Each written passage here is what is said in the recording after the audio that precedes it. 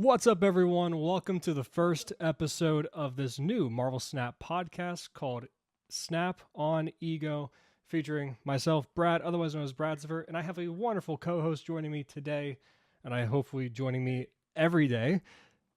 Mr. Bootman, how are you? Welcome. We're finally doing this. I am fantastic. Excited to do this, to talk about some Snap. And yeah, I am Chris, Bootman Bootay, here to talk some Marvel Snap. So to give the audience a little bit of a background, obviously we're going to be putting the video version of this on your channel. So I would hope if people are coming to your channel, they know who you are.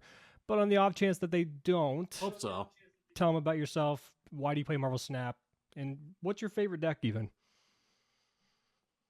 Yeah, so a little bit of my background. I have not played a card game since Magic when I was in middle school. I was obsessed with it back then, and I loved it. I always wanted to go back to it, but I never did. But a lot of my background in gaming is in professional esports. Started with Counter-Strike 1.6, and I used to write for a website, do an analysis, and I ended up coaching one of the top teams in the world. So I'm like really into like strategy, competitive play. Like that is my thing. So like I'm always trying to hit infinite, and that's like what I talk about on my channel. But yeah, I've been a Marvel fan since I was a kid. My buddy told me about Marvel Snap.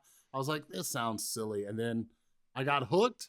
I make a lot of content. So I'm like, time to fire up a new YouTube channel, and 7,000 subscribers later, here I am and counting. So yeah. So it's funny you mentioned you played Magic in middle school.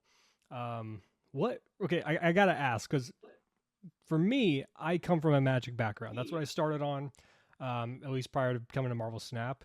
If you go further back, my card gaming experience started with Yu-Gi-Oh! I played Yu-Gi-Oh! As a kid, as well as like Pokemon and stuff. And my whole thing was, the reason I played Yu-Gi-Oh! Was because as a like little kid, I was obsessed with ancient Egypt. So I wanted to get like, you know, my dream job was like to be an archaeologist, and like I love the mythology of it. That's crazy, me too.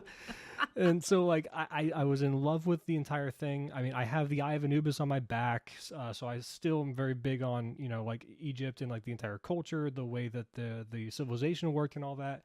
And that was my whole thing. So the reason I got into Yu-Gi-Oh! Was because as a kid, I'm like, ancient Egyptian card game, that's fucking sick. So now I'm gonna play it.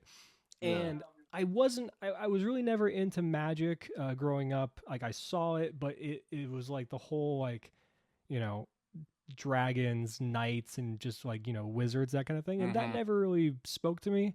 Like, for example, like, you know, the Elder Scrolls, I'm not into. But Fallout, I love. It's the same game.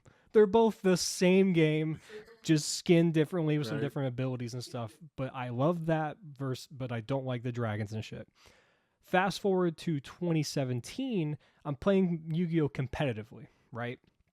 And I go to this card shop, playing some tournaments, stuff like that. And the owner was telling me and my friend, you guys should get into Magic. I mean, you're here for Yu-Gi-Oh! All the time. You guys are pretty good at Yu-Gi-Oh! It would translate decently enough to Magic, and I think you guys would like it. And I'm just sitting there remembering what I know of Magic, going like, it seems kind of not for me. And he's like, well, there's new set coming out called Amonkhet, and it's really cool. And I'm like, what does that mean? Because in Yu-Gi-Oh!, when a new set comes out, there's really not much flavor to the set, right? It's very much just like, here's some cards, here's some archetypes that fit together. You're going to get 3, maybe 4 archetypes in a single set. One of them might be good. The other ones will be bad. That's typically how it works. Yeah. But in Magic, sets take place on planes, and planes are universes where they're based off something. Like Theros, for example, was based on Greek mythology. Amonkhet was based on Egyptian mythology. And when he told me that, I was like, let's go. I'm doing it. Let's fucking do it. And so I've been playing Magic ever since. And yeah, so I come from Magic. So what set, because I started on Amonkhet. What set, if you remember, like what were you playing around in middle school? See, the only one I remember from back then were, are they called slivers? Like sliver decks? Yeah. Like these little like bat-like looking things. Well, they are slivers. Yeah. I remember. Yeah, I remember that. And to be honest, I don't even think I had one of those decks. I think my buddy did, but I loved it and playing with it. But yeah, like it was so long ago. Like I remember us going on a road trip in his family's like Astro van, but they had like the middle seat taken out, and we drove from here in Vegas up to Reno, and we tried like playing on the floor of it, and like Yeah, cars are like bouncing that around and sounds everything horrible. like that. But yeah, like when I get into something, I get like Yeah. in it. Like a lot of my friends who like I've been out of competitive gaming for years now, but they've seen me get into Marvel Snap and they're like, "Oh my god, this is like old Chris like getting obsessed with like competitive gaming again." But since you're coming from Magic, let me ask Yeah. you this. Like cuz I think this is where some of like my disconnect is, where also some of my content is like different than others. What would you say is like the main differences between Snap and Magic, like just structurally, Yeah. you know what I mean? Because some people have been talking about bringing in old bad habits from Magic, and maybe it's like screwing up their Snap strategies. And like, I haven't played in so long. I'm like, yeah, I could see how that happens, but like, I don't have any of those habits, whether good or bad. So, what are some I of the mean, the differences? first immediate difference, other than the speed of the games, obviously they're shorter games, they're faster on snap, that kind of thing. And yeah, Magic can be a turn 4 format for depending on what format you're playing, kind of thing, turn 3 format or whatever. And they can be decided that early, but the content of what happens in those turns is substantially more than what you have content wise and what happens in Marvel Snap. Marvel Snap is very much kind of like Pokemon in a sense. Rather than it's you go, I go, you go, I go in Pokemon, it's just same exact time, drop them down, see what happens. Where there's this Mm, absence of interaction for the most part. Not to say that there isn't. You have things like Enchantress, Shang-Chi, stuff like that to interact with your opponent. But if you're going to do it at the same time, it's kind of a little bit of a luck thing of like reading your opponent's deck or whatever. Well, in Magic, you have the yeah, stack and you have instant speed spells to be able to like counter things and do things on your opponent's turn. And, it's a bit more nuanced in that way of like there's way more stuff going on. And of course, got it. in Magic, you Yeah. have a battlefield that is not limited at all. You can have infinite Hmm. amount of creatures on your side of the board, and there's room for them. The battlefield is ever growing. It's not like Yu-Gi-Oh or Snap or even Pokemon where you have direct like slots that cards go in, and once you Yeah. use those slots up, you have no more space. Magic is just you have everything. So in Snap, you have to kind of Yeah. move away from the idea of like, I mean, there of course there are things that will can transfer over, right? The ability to be knowledgeable about your opponent's deck is half the battle in any card game ever, right? Hmm. And so, of course, if you Yeah. come from a background of Magic or Yu-Gi-Oh, and you have that idea of like you can understand and be familiarized with what your opponent's game plan is, then you can have that idea of like, okay, I know what they're gonna do, or whatever. So, like, if you're playing Marvel Snap and you see someone play Rock Slide, you're pretty much like, okay, where's Zabu? Like, or not Zabu, sorry, not Zabu, but Darkhawk, or both, honestly. Yeah. Yeah. Right. But so you have those things of like understanding. Same thing with like even like Destroyer is another one. Like you see Ant Man in Weight Pool 3 kind of thing. You're pretty much going like, Yeah. okay, there's really one deck you see Ant Man in, and then you see Ant Man like Captain America. You're like, Hmm. oh yeah, yeah. Where's the Destroyer? This is a Destroyer ongoing deck. Yeah. So being able to read that is what's amazing about the game in any card game to be able to translate and be able to play accordingly. The other thing is because you have the spaces and the design of it being a 3-lane thing, it's not an attack of your opponent's life or their like that resource. It's an attack of the actual locations themselves.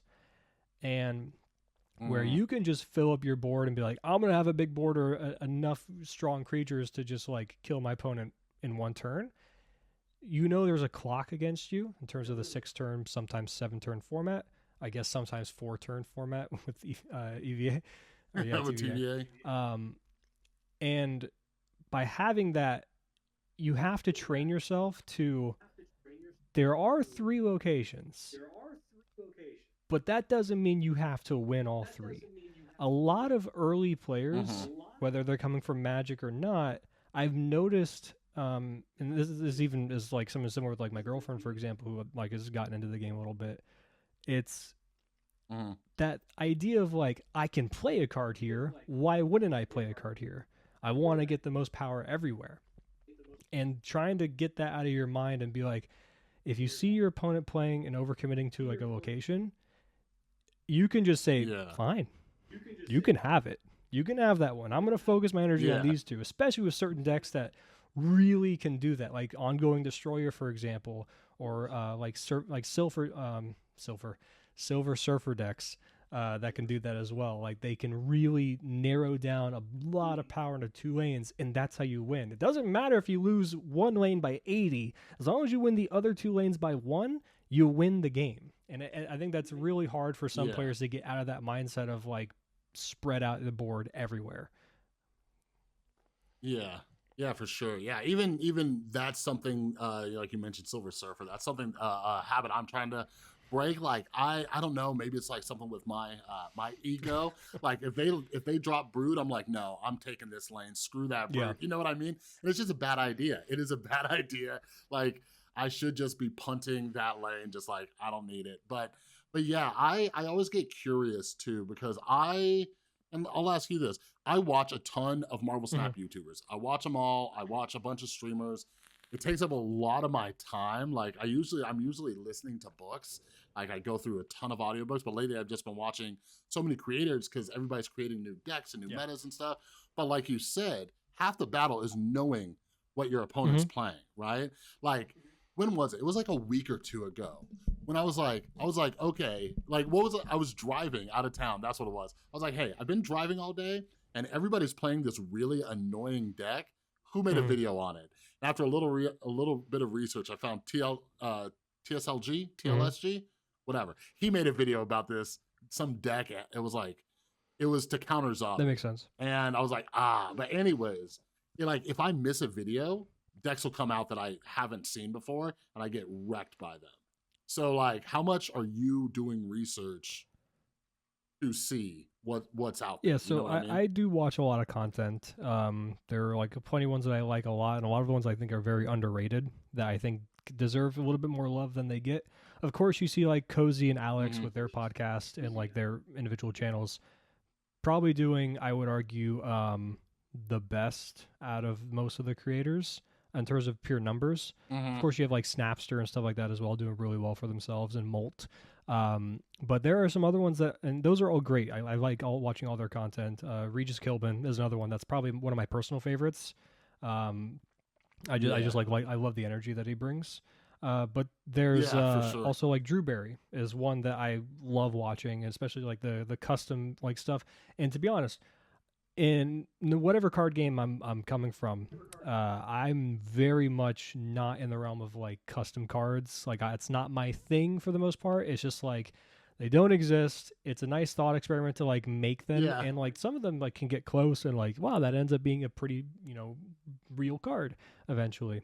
But even those, it's delivered in a sense where in like the analysis is entertaining enough for even someone like me who's not interested in that to watch it. But to go back to your original question, yes, I do research a lot. I do watch a lot of like content. And there are points in which, because Magic and Yu-Gi-Oh, they all have this problem to an extent. I think more so Magic than Yu-Gi-Oh, because Yu-Gi-Oh is very meta defiant, or to be defined by it, I should say.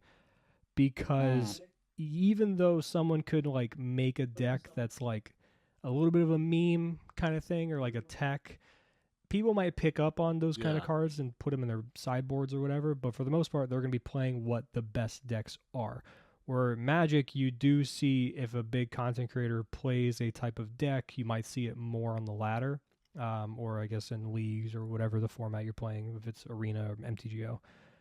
And Snap definitely has that, but way more intense, I would imagine. And I always wonder how positive that is for the game at times. To be able to have like, people that are very easily influenced to play different decks, and I don't mean that in a negative way. I mean that in a way that's like, because I'm the same way for a lot of things. You see a cool deck, you want to try it. I have all the cards. Why don't I do that? But then you run into it for a while, and it actually kind of feels like you're going against one of the hot locations sometimes, right? Because like someone played a deck, a lot of people were trying it, and I think experimentation is strong and very good for the game, for any Hmm. game. And Yeah. I actually think we don't have enough of it in Snap. Um, Look at this, Brad. We're a match made in heaven. Let me tell you that. Here, let me rant real go for it. quick, and you tell me when to shut up. This is one of the issues that I have, and I've been trying to tell people. I've been telling my audience too, but yeah, we definitely have this Matthew effect issue, right? So the Matthew effect is what's big will Yeah. get bigger. It's like the rich will get richer, the poor will get poorer, whatever, right? We have that in Marvel Snap, where you have a big creator make a video on something, they get a ton of views. Other creators like, oh, they got a ton of views on that. I'm going to Yep. try this deck. Boom, boom, boom. Now all you're seeing is this, and like you said, there's a lot of small creators out there who are just making very interesting decks. So the prime example is my Magantris deck that I used to Mm-hmm. get to Infinite. I got Magic in Pool 3. I went on Snap.fan. I'm like, what decks can I build with this? I came across this, and this guy's like, hey, this has an 80% win rate. I'm like, bullshit. I made a couple adjustments to it, and it got me to Infinite two Mm-hmm. seasons in a row. And because my channel isn't as big as like, a Yeah. Cozy or a Snapster and stuff like that, a lot of people in my audience are like, this is great. And they start using it. People don't know how to counter it, whatever. But what I'm getting at is I can rant about this for the next hour, but I see so many complaints about the quote unquote broken cards and stuff, the Zabus and the Silver Surfers, which may need adjustments, but we have a real lack of creativity here because of that Matthew effect, Yeah. right? People are so focused and people keep mimicking these decks that people aren't branching out and being creative, right? They see these decks play all the time, so they think they're the strongest decks, and it's like, well, you don't know what you don't know, and you don't know if you're not trying things, and you're not going to try new things if you're just copying the decks that you're seeing on there. Yeah. You know what I I mean? agree. Um, because there's so many, like, for example, I've been running Zabu Darkhawk. Like, when I saw what Oh, Darkhawk could do, I thought it was going to be a Darkhawk's stupid insane. card. But yeah, but I got it. I'm like, this is killer, right? And I did a little spin on a deck that KM Best made with Dino in it. I've turned it into like a Mm-hmm. bounce deck. And it's just been slaying. I haven't made a video on it yet because people kept bitching about making Darkhawk videos. But anyways, like, I put a little spin on it, and like, I would be happy if more people just did that. If they found these Mm-hmm. dope decks and then twisted them up a little bit. We'd have a little bit more creativity and stuff, but I guess that leaves it open for people who do want to So get creative. You know what I'm saying? Because people yeah, won't I know what to think do. there's two glaring issues that attribute to this problem of lack of creativity. I think Mm-hmm. first and foremost, the biggest problem by far um, is the lack of pro players. There is no true competitive Mm. scene yet in Snap. We're getting it with battle mode. You're starting to see, creators run events that are, to be supposed to be competitive, and that's something that we'll be able to kind of shed light on later. So I think we're getting there. We're working towards it slowly Mm-hmm. but surely. But until we have true, actual competitive players that can make somewhat of a living, or at least a side income or whatever, and are passionate about the game to be able to Yeah. invest time and effort into it, we're not going to really get the creativity to shine where people can try different things and find the best of the best combinations of cards. On the other hand, Mm-hmm. though, the other problem I think, as much as I love them, as much as everyone loves them, no matter what community you're in, doesn't matter. Anything competitive. It could be something like Rainbow Six Siege. It Mm-hmm. can be League of Legends, Smite. It can be Magic. It can be Snap. Everyone loves their tier lists and their rankings of decks and Oh cards, God. right? And Yeah. I've written for Marvel Snap Zone, and I've done like editing and stuff like that for them, and I've worked for them. I've worked for the .gg network in general, which owns Snap Zone. I come from playingmtg.com. So I've done articles there too. Mm. I'm the senior editor over in Playing MTG. So I have a little bit of bias in the sense of like I come from the company that makes tier lists, right? Because Snapzone has Yeah. tier lists and so does Playing MTG.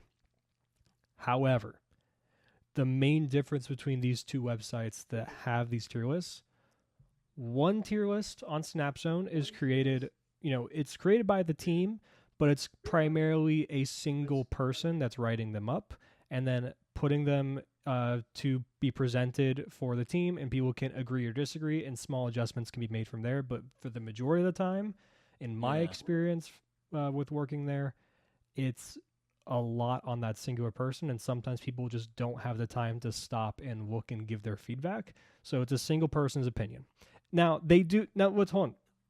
That's not a bad thing in the sense because Yeah. they do come from a place of looking at cube rates, win percentage, etc. So they are. Hmm. It's not like they're pulling out of their ass. They are pulling up data, which is Yeah. perfectly fine.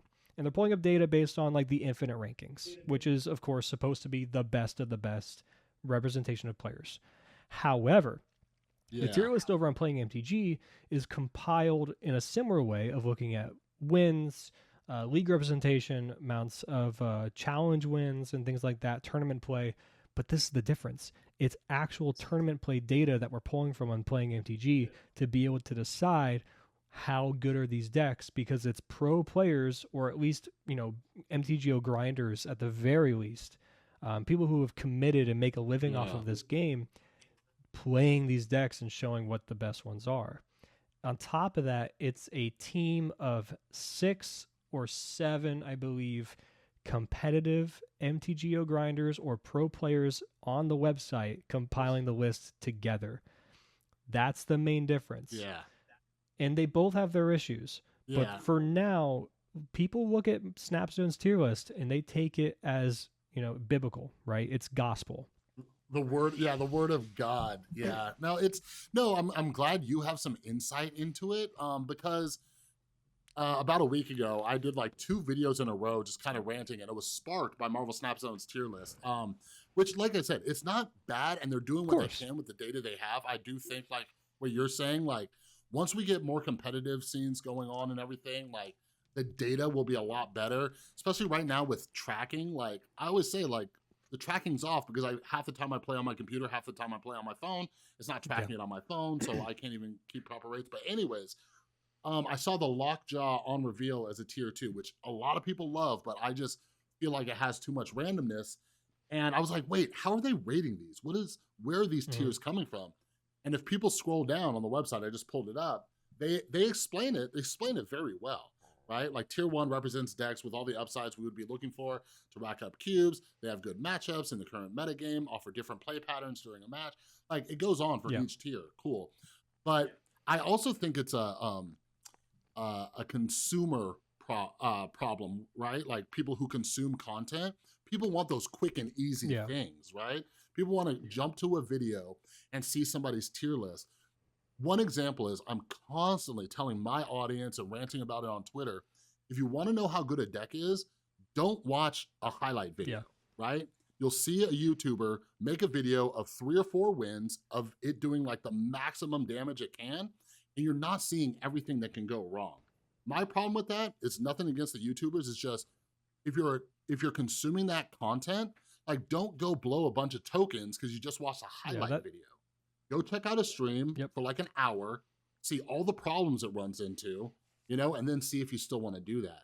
Because there's plenty of cards that I pick up and I'm like, I had no idea these things could happen, So yeah, anybody listening, take these tier lists with a grain of salt, get ideas, and then do a little bit more research. That's why I got to shout out Regis Kilbin as a content creator, because he does a great job of like saying like, hey, I'm testing out this deck, I'm testing out a card in it or whatever, and before the highlights start, he shows both wins and losses, and he's very upfront being like, hey, this card made 0 difference in games. It's not that great. Like it's cool, and it showed up and did its thing a few times, but it doesn't mean that we won because of it. Like we won because of the rest of the deck is good, and it kind of helped a teeny bit, but it wasn't the end all be all.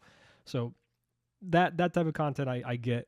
I think another thing in the similar vein of like showing highlight videos, it's a little bit of a pet peeve of like, and I get it, it's the YouTube algorithm, it's the way you get views and stuff like that. You're creating entertaining content in the end of the day. It doesn't have to be, treated as gospel, though at the same time, sometimes they present it in a way to be treated that way.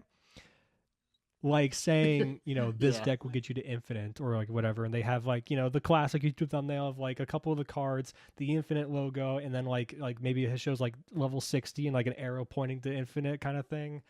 And it's like, they didn't climb with that deck to reach infinite. They climbed with like Sarah Surfer, for example, or something like that, right? Or like Zabu Darkhawk. and they Yeah. are already in Infinite.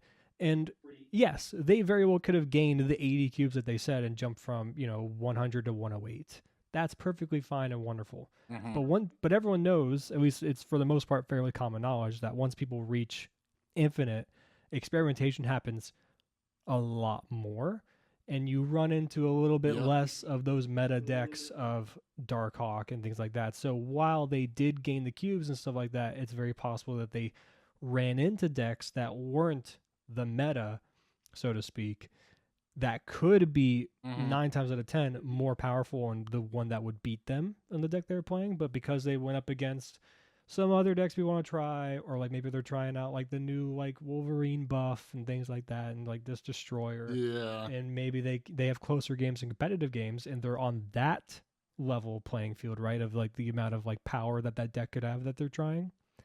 It is not a representation of getting to Infinite though, and there's context, and Yeah. it's like I used to be a teacher, for example, and I taught English. Mm. And one thing that I hated teaching, but it was necessary, what because it was by the state, was how to conduct a research paper, right? And that was always Mm. not fun for me. It's boring. It's very tedious or whatever. But one of the things I did enjoy teaching about that was the actual research part of it, not the structure, because that's what 90% of the fucking course was, but the actual Yeah. research part of it. I was like, you need to remember all these websites are owned by someone. Everyone has a bias in some way, shape, or form. Yeah. It's your job to find it. If you see a study saying that carbon emissions aren't as high as we thought, et cetera, and you kind of look around, you see who owns it, and you're like, oh, wow, this person makes a lot of money from, Shell, like oil kind of thing, right? Yeah. It seems Yep. like that would be a biased thing, or someone shitting on welfare or things like that, saying it promotes laziness, but it's someone that's basically Yes. supported and receives funding from the GOP. Like that is Yeah, or some like Republican yeah, think tank or something and like that, you know? it's not about getting political, but it's about understanding that people have biases. There are agendas for everyone, and that's perfectly Yeah. fine. But that's how the world works, and you need to be able to present that in the right way. Same thing applies here. Yeah. Context matters. Where is the bias coming from? What's happening in the surrounding environment to create a deck that could be this good in a deceivingly way? Yeah.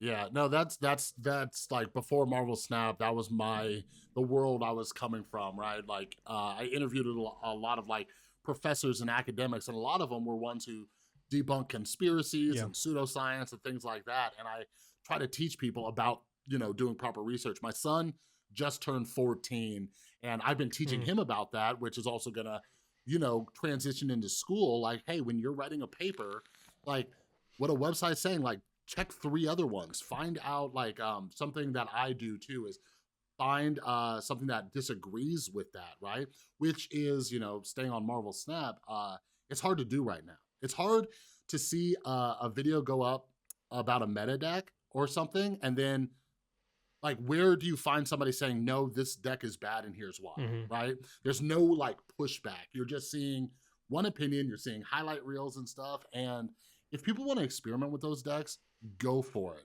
My main concern is tokens are scarce, and before I started doing my proper research and the token shop first came out, I blew Yeah. some tokens. Like I bought Hella Oh, immediately. I was like, oh, this deck I did wrecks too. me. This thing I wrecks did me too. all the time, right? Yeah, and I got it. I was like, fuck this card. Dude, Hella has was a like, hidden screw it. text that says you will discard this card every time.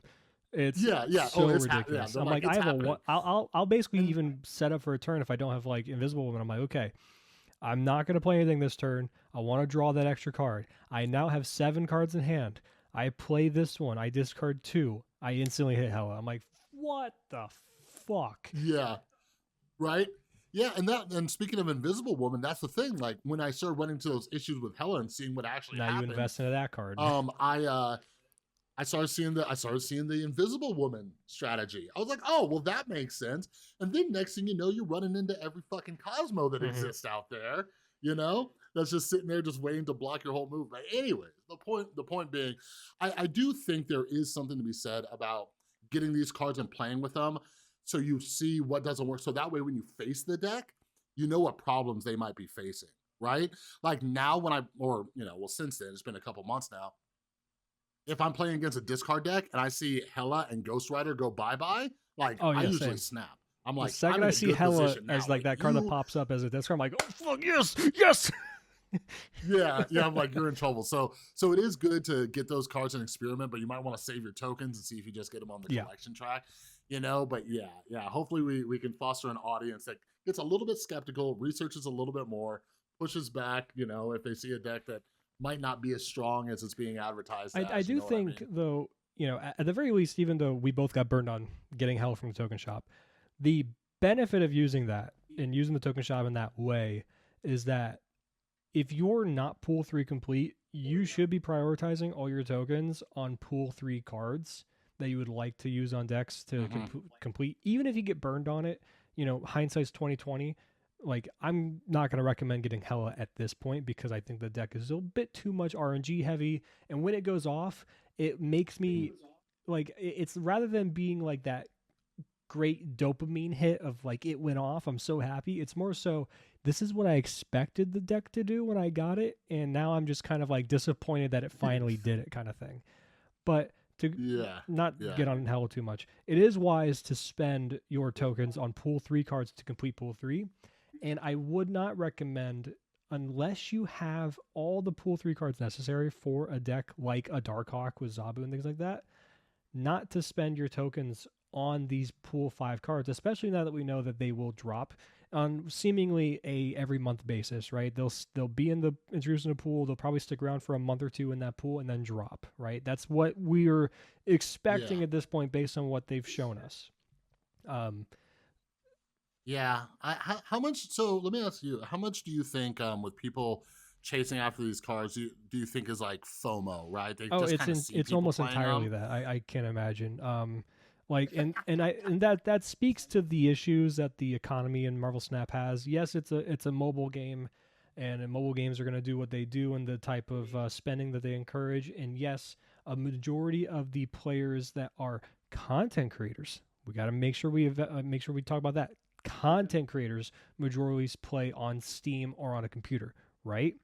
But the majority of the player base plays on their phone, which is Yeah. why they're going to have these types of economies where they are going to it's a feast and famine kind of thing. Try and take advantage of a player, Yeah. and it sucks. It really does. I want them to address it and fix it, but they probably Yeah. won't, at least in the way that we want. They've done small things, whatever. But yeah, it's absolutely FOMO.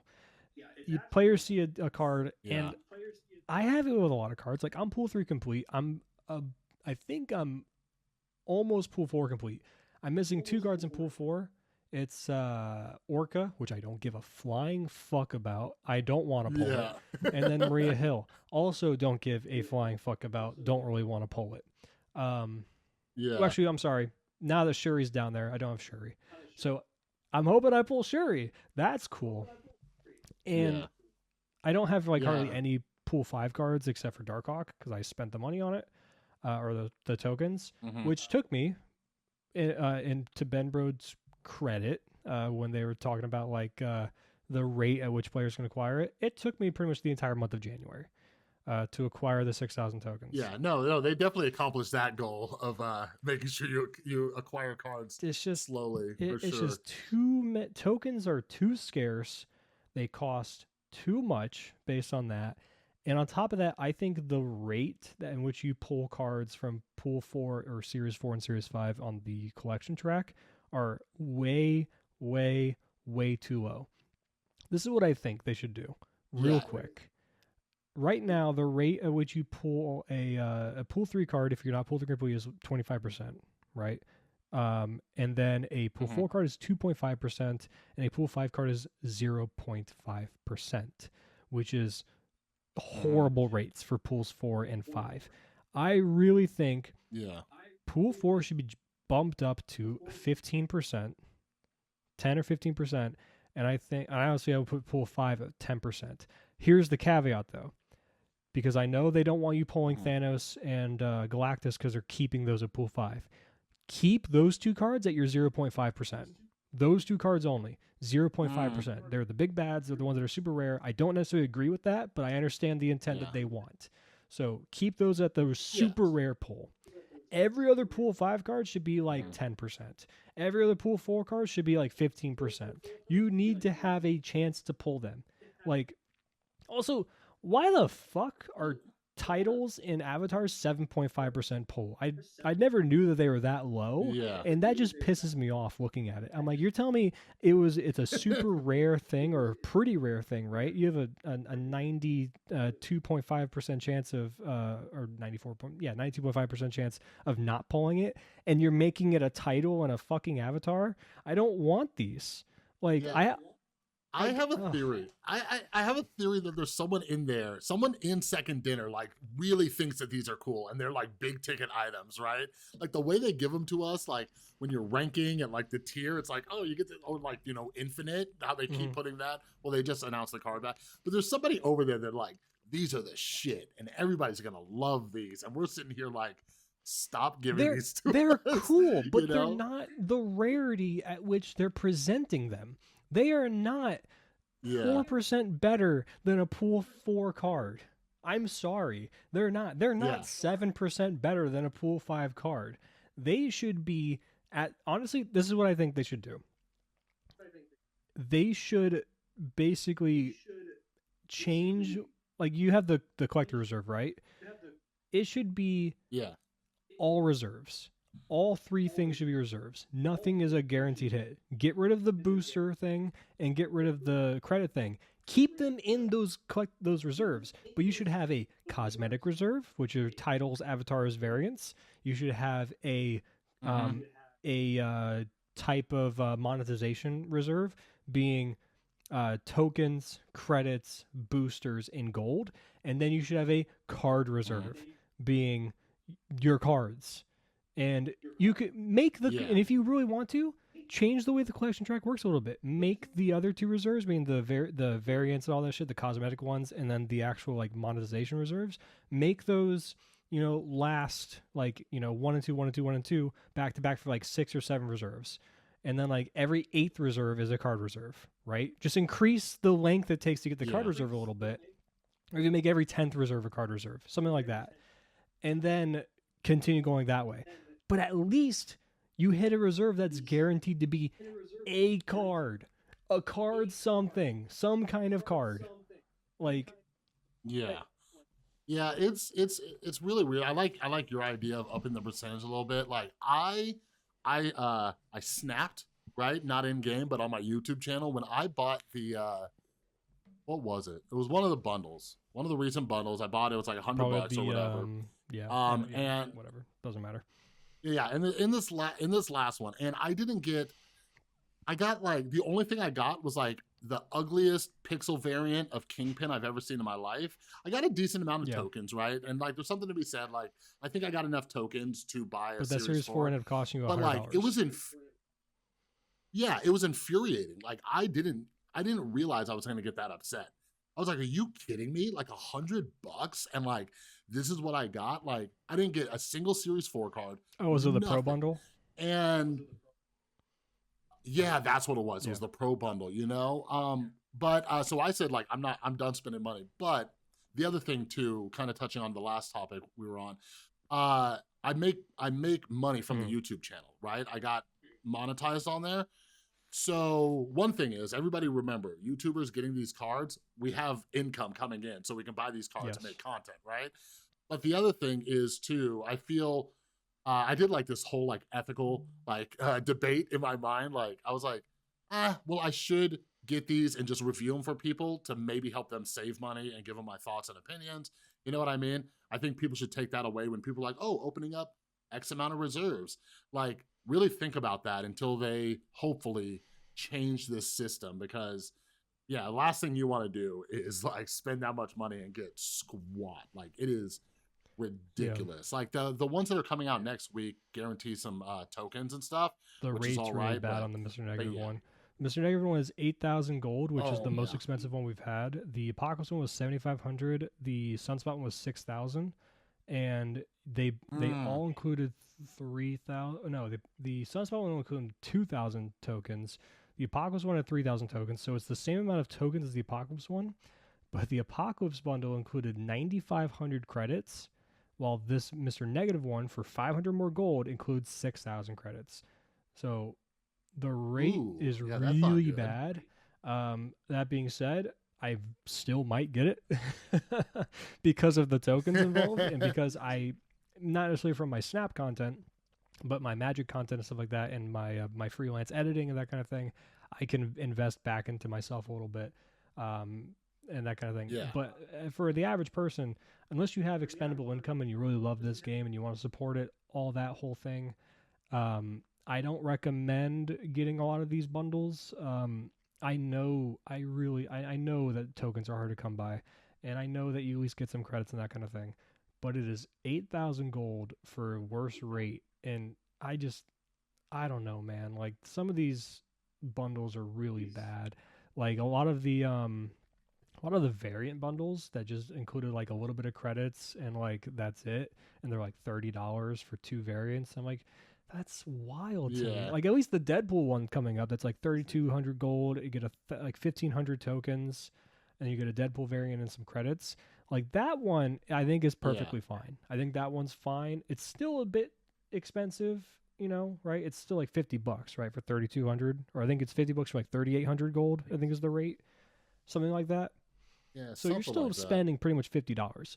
The positive thing at the very least is you can hoard gold. So in the sense of the Mr. Negative bundle, while I don't recommend buying the gold to do so, if you are hoarding gold, and let's say you hoard gold to get up to like 4,000 gold or like 5,000 gold, and you want to spend the extra money to just finish it, at that point, I think it's worth it because you're spending about $20 as opposed to $100, Hmm. right?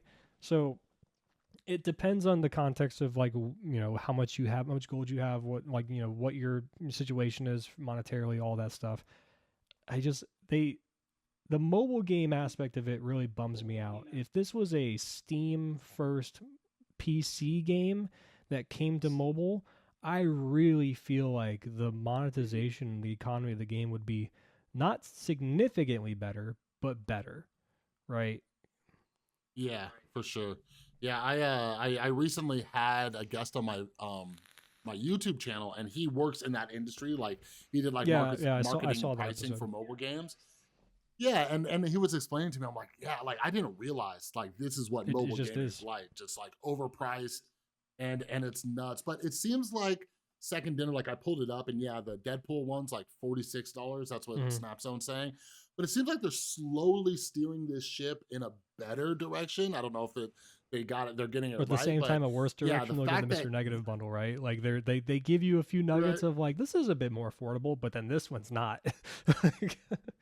yeah, but like if you can use gold at least, Yeah, like it's something for the free to play players to hopefully, strive for, but yeah, I think, those of us putting in money, like we're blowing our gold anyways most of mhm. the time. Um but yeah, like I don't know. Hopefully some of the stuff changes. Like I know they got to make money, and I'm happy to support a game, but it's just like I always tell people like get the season pass. I Like agree. $10. It's not too bad.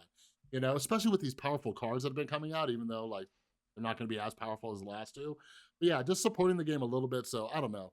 I think maybe in a few months. What did you think about the Jubilee That was bundle? perfectly Think fine. that That was a was great one. That was like at the on right? par with the Captain America Yeah. bundle. That intro bundle was like $5. You get a card, um, and if you don't have Jubilee in Pool 3, then you get the card via that variant. Um, I wish you. I This is okay. Real quick, little deviation. That bundle's great.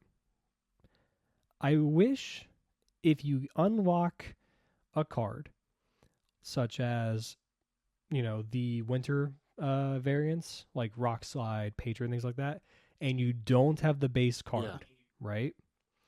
I wish rather than that base card being included in your collection track of a card that you can pull, I wish that would change to the base variant you can pull. So now you end up pulling a variant of that being the original art rather than the card itself. Like, you know Oh, I what I see what mean? you're Like saying. I'd feel it feels kind of bad. Like when I wasn't Pool 3 complete, I had two cards left. One of them was Rock Slide. but I already had it from the winter thing, and I was like, I kind of don't want to pull Yeah. this, right? Yeah. So Yeah. it'd be Yeah. Because you want to hurry up and finish it so you can get to, because getting more you're tokens and basically all that kind of pull stuff. 3 Yeah. complete at that point. But yeah, that's my one thing. But I think the Jubilee bundle is fantastic. More bundles like that, please. Um, but you did mention powerful cards, right? Being the season passes with, of course, Zabu I and did. Silver Surfer. We did get a big update this week, which actually occurred on my birthday, which was January 31st. So I nice Oh, little happy late. nice What? little birthday present for me to get battle mode and shit. Um, only There you me. go. None of you deserve it. You didn't get it for shit. They knew. That was just for Brad. But anyway, we got a good update. Battle mode's huge. I guess we'll talk about that one first because it's easy to talk about before we get to the nerfs and buffs, I guess, or singular nerf, singular buff.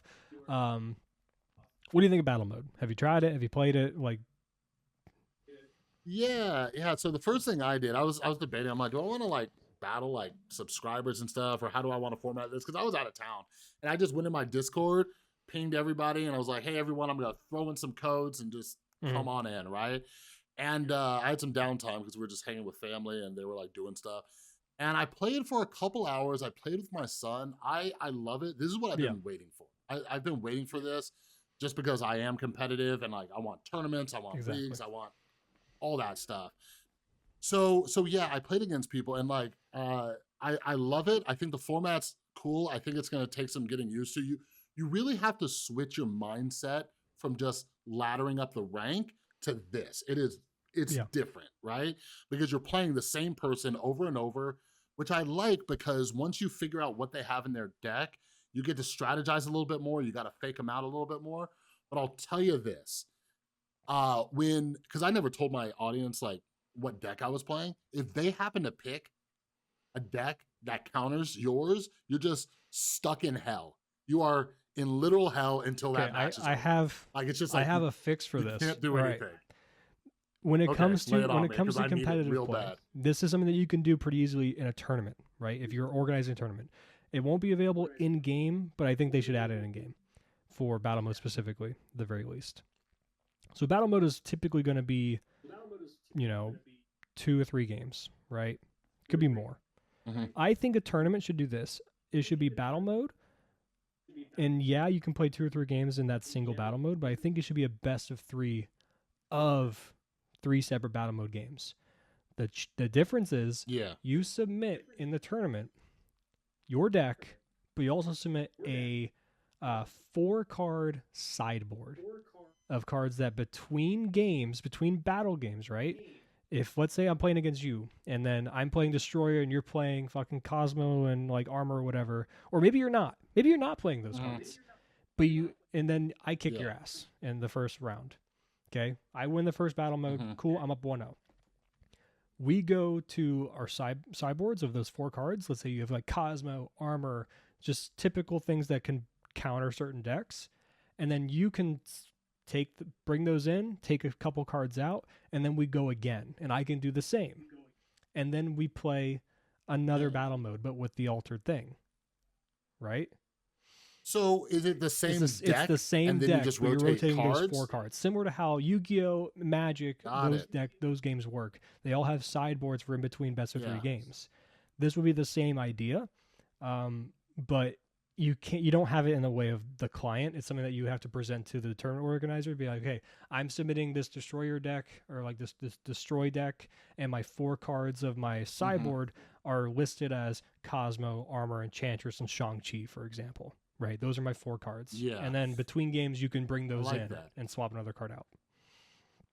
Yeah, I was listening to one of the other podcasts. I feel so terrible that I don't remember the name. I think it's a podcast that just started for, was it Snap Tournament, Snap Clash? So many snaps Yeah. out there. But anyways, Jay Hugs was on it, smaller YouTube creator. Go check him out. But yeah, they were talking about a bunch of potential formats. It was like the day before Battle Mode came out. And they were talking about, some other card game tournaments and how they're run. One of them is like, you bring your decks and then like maybe you have 3 decks and each person gets to ban one of those 3 decks from it. But I like what you're saying too, because sometimes it's just like I just need to rotate Yeah. a card, It makes a especially huge because I love difference. decks that have like Yeah, I love decks that have like tech cards, you know? So if I just had those on the side and I can rotate one out, um, I would love that because that's been my issue and I'm curious how tournaments are gonna go.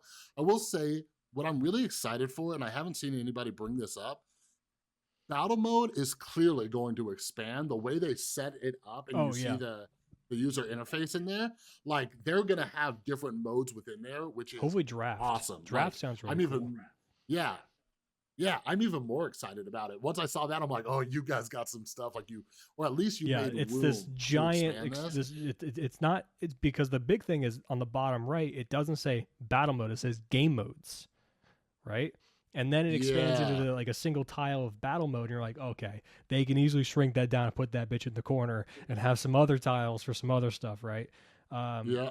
and then I think that that could be like I actually would imagine that eventually when they introduce a ranked versus unranked mode, right? In the game modes, they'll probably have unranked in there, and then the default for the middle play button would be ranked, right? Mhm.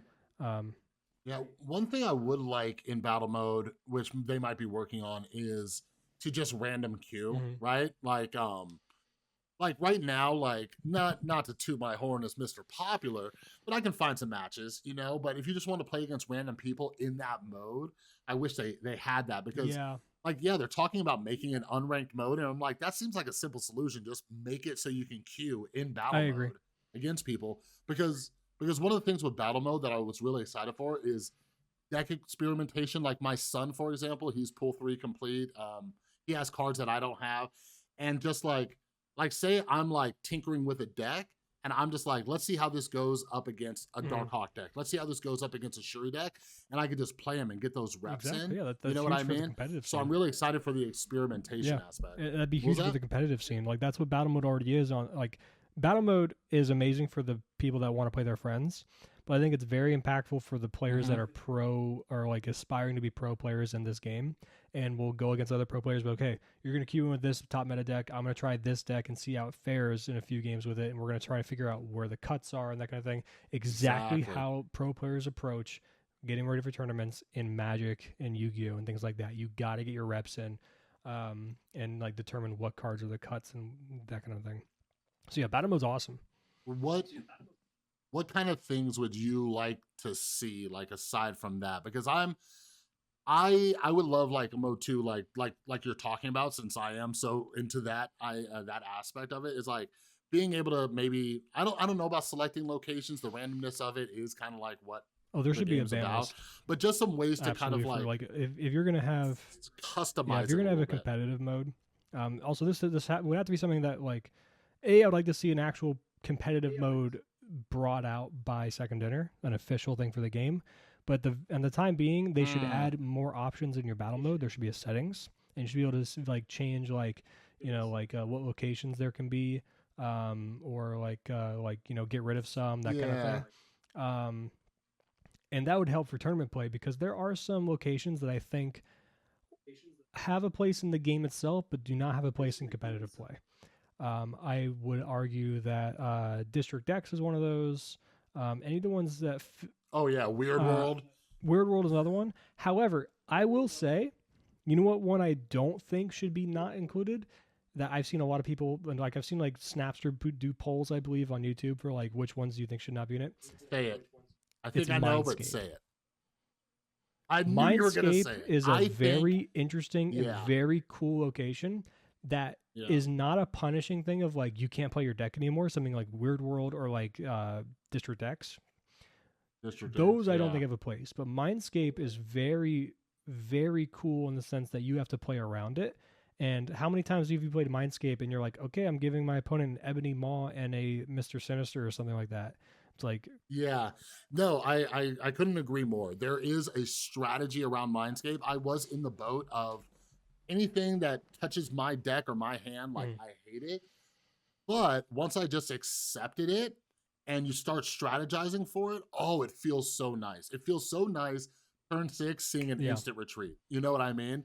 Because when you set it up where like whatever you give me, yep, I'm good, right? And you just give them junk. Maybe you give them a handful of rocks yep. or whatever it is. Like there's definite strategy there. So I do think that does have a place in the competitive scene. But one thing I would love is if you can click a little button that says like it's like unlocked locations or something where you don't get freaking altar of death, sanctum sanctorum, and then like morag, right? Like 3 locations where you can't even Mm. play. You know, like sometimes you just get 3 locations that are completely unplayable or something like that.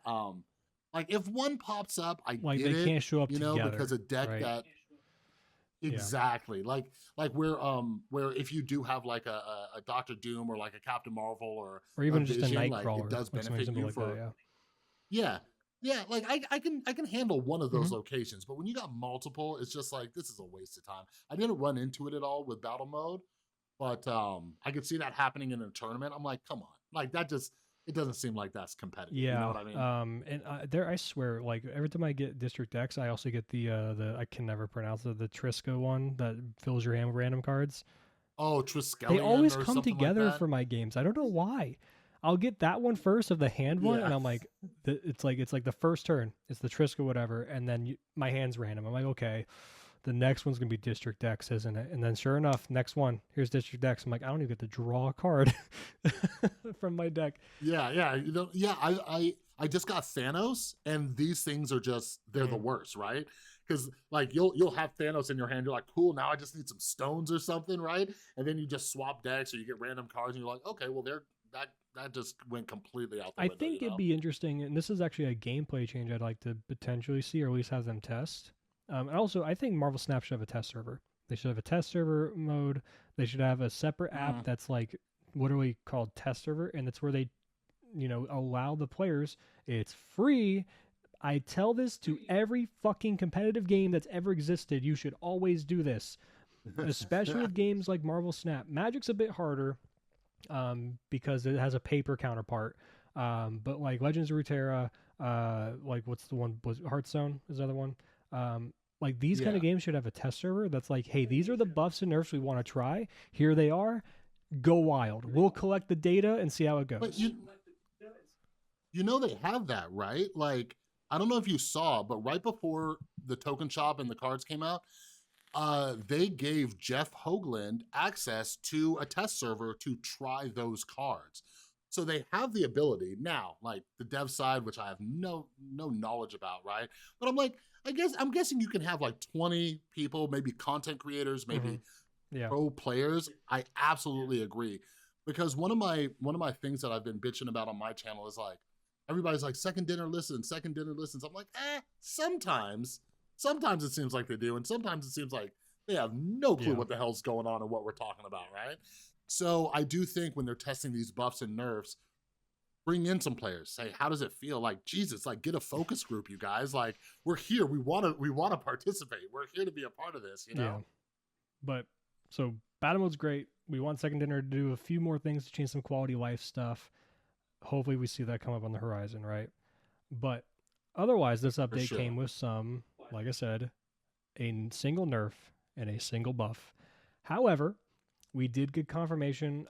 I cannot for life remember his name. It's a one of the head designers, game designers for Second Dinner, saying we already basically confirmed this update a couple weeks ago for spoiler Wolverine and Leader, right?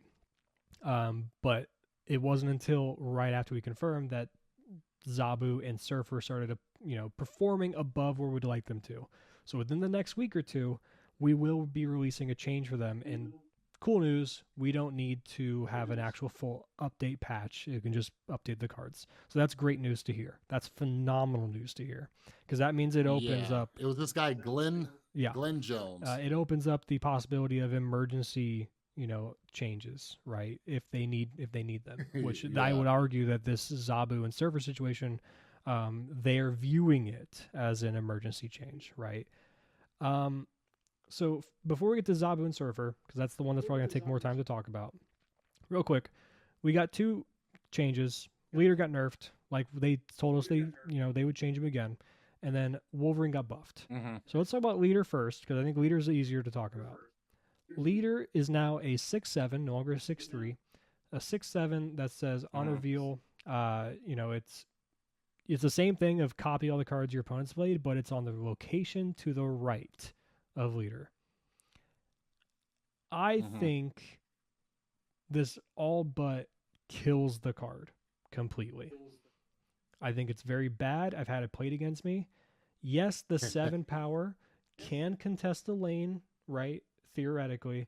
And there are absolutely going to be situations where leader will win you a game because of this new ability, right? For a couple reasons. One, people are not going Hmm. to expect the leader as much anymore, or if at all, because I think, again, this card got fucking murdered. And two, it's Yeah. just, it can fall into place. But otherwise, man, I there are so many ways they can go on with this. And Yeah. For those of you who haven't heard, I was recently a couple weeks ago on the Marvel Snap Zone podcast, Can't Stop Snapping.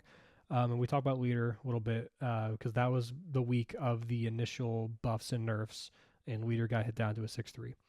My suggestion was Leader should stay a 6-3, maybe make him a 6-2. I don't fucking know. Don't go too low because then Mr. Negative gets really weird about it.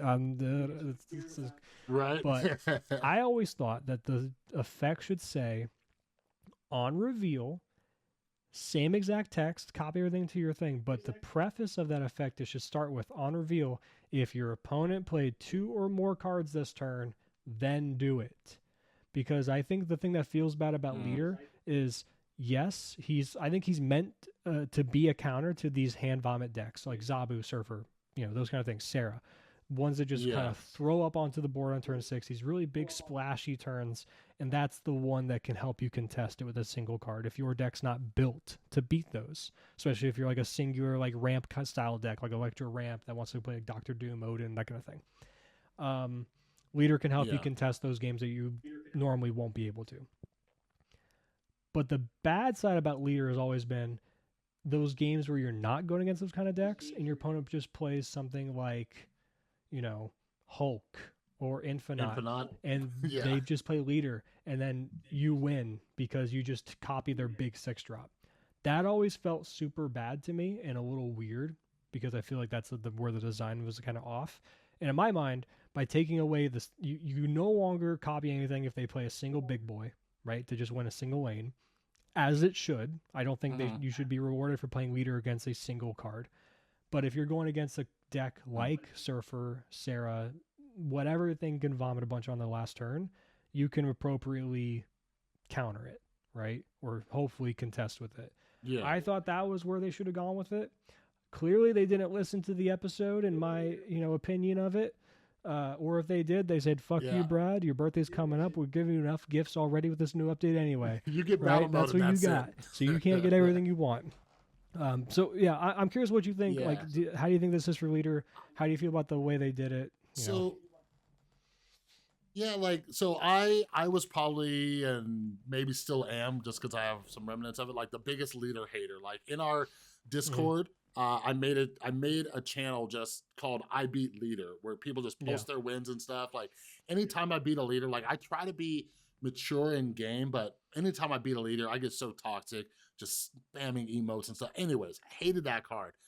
I dig your idea, right? Like the new one, I don't know. Like, so check it out. I played a game with my son when battle mode came out, and that little jerk was hmm using leader.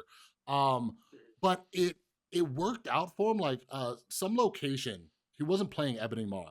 Some location gave him Ebony Maw, right? I didn't know he was playing leader, and it got the copy of my card into that yeah, location. I was like, yeah. that's kind of cool. But then So that there's has part to of pop me up, and you have to play those kind of cards that bait your opponent to try and like, oh, I can contest this later, right? But you have to exactly. play in the right So spots, I and there are plenty of yeah, locations that I don't think let there's you. like there's like some weird strategy Yeah, somewhere that someone I think is gonna figure out where you like Professor X and like Spider-Man and push somebody somewhere. You know what I mean? And later.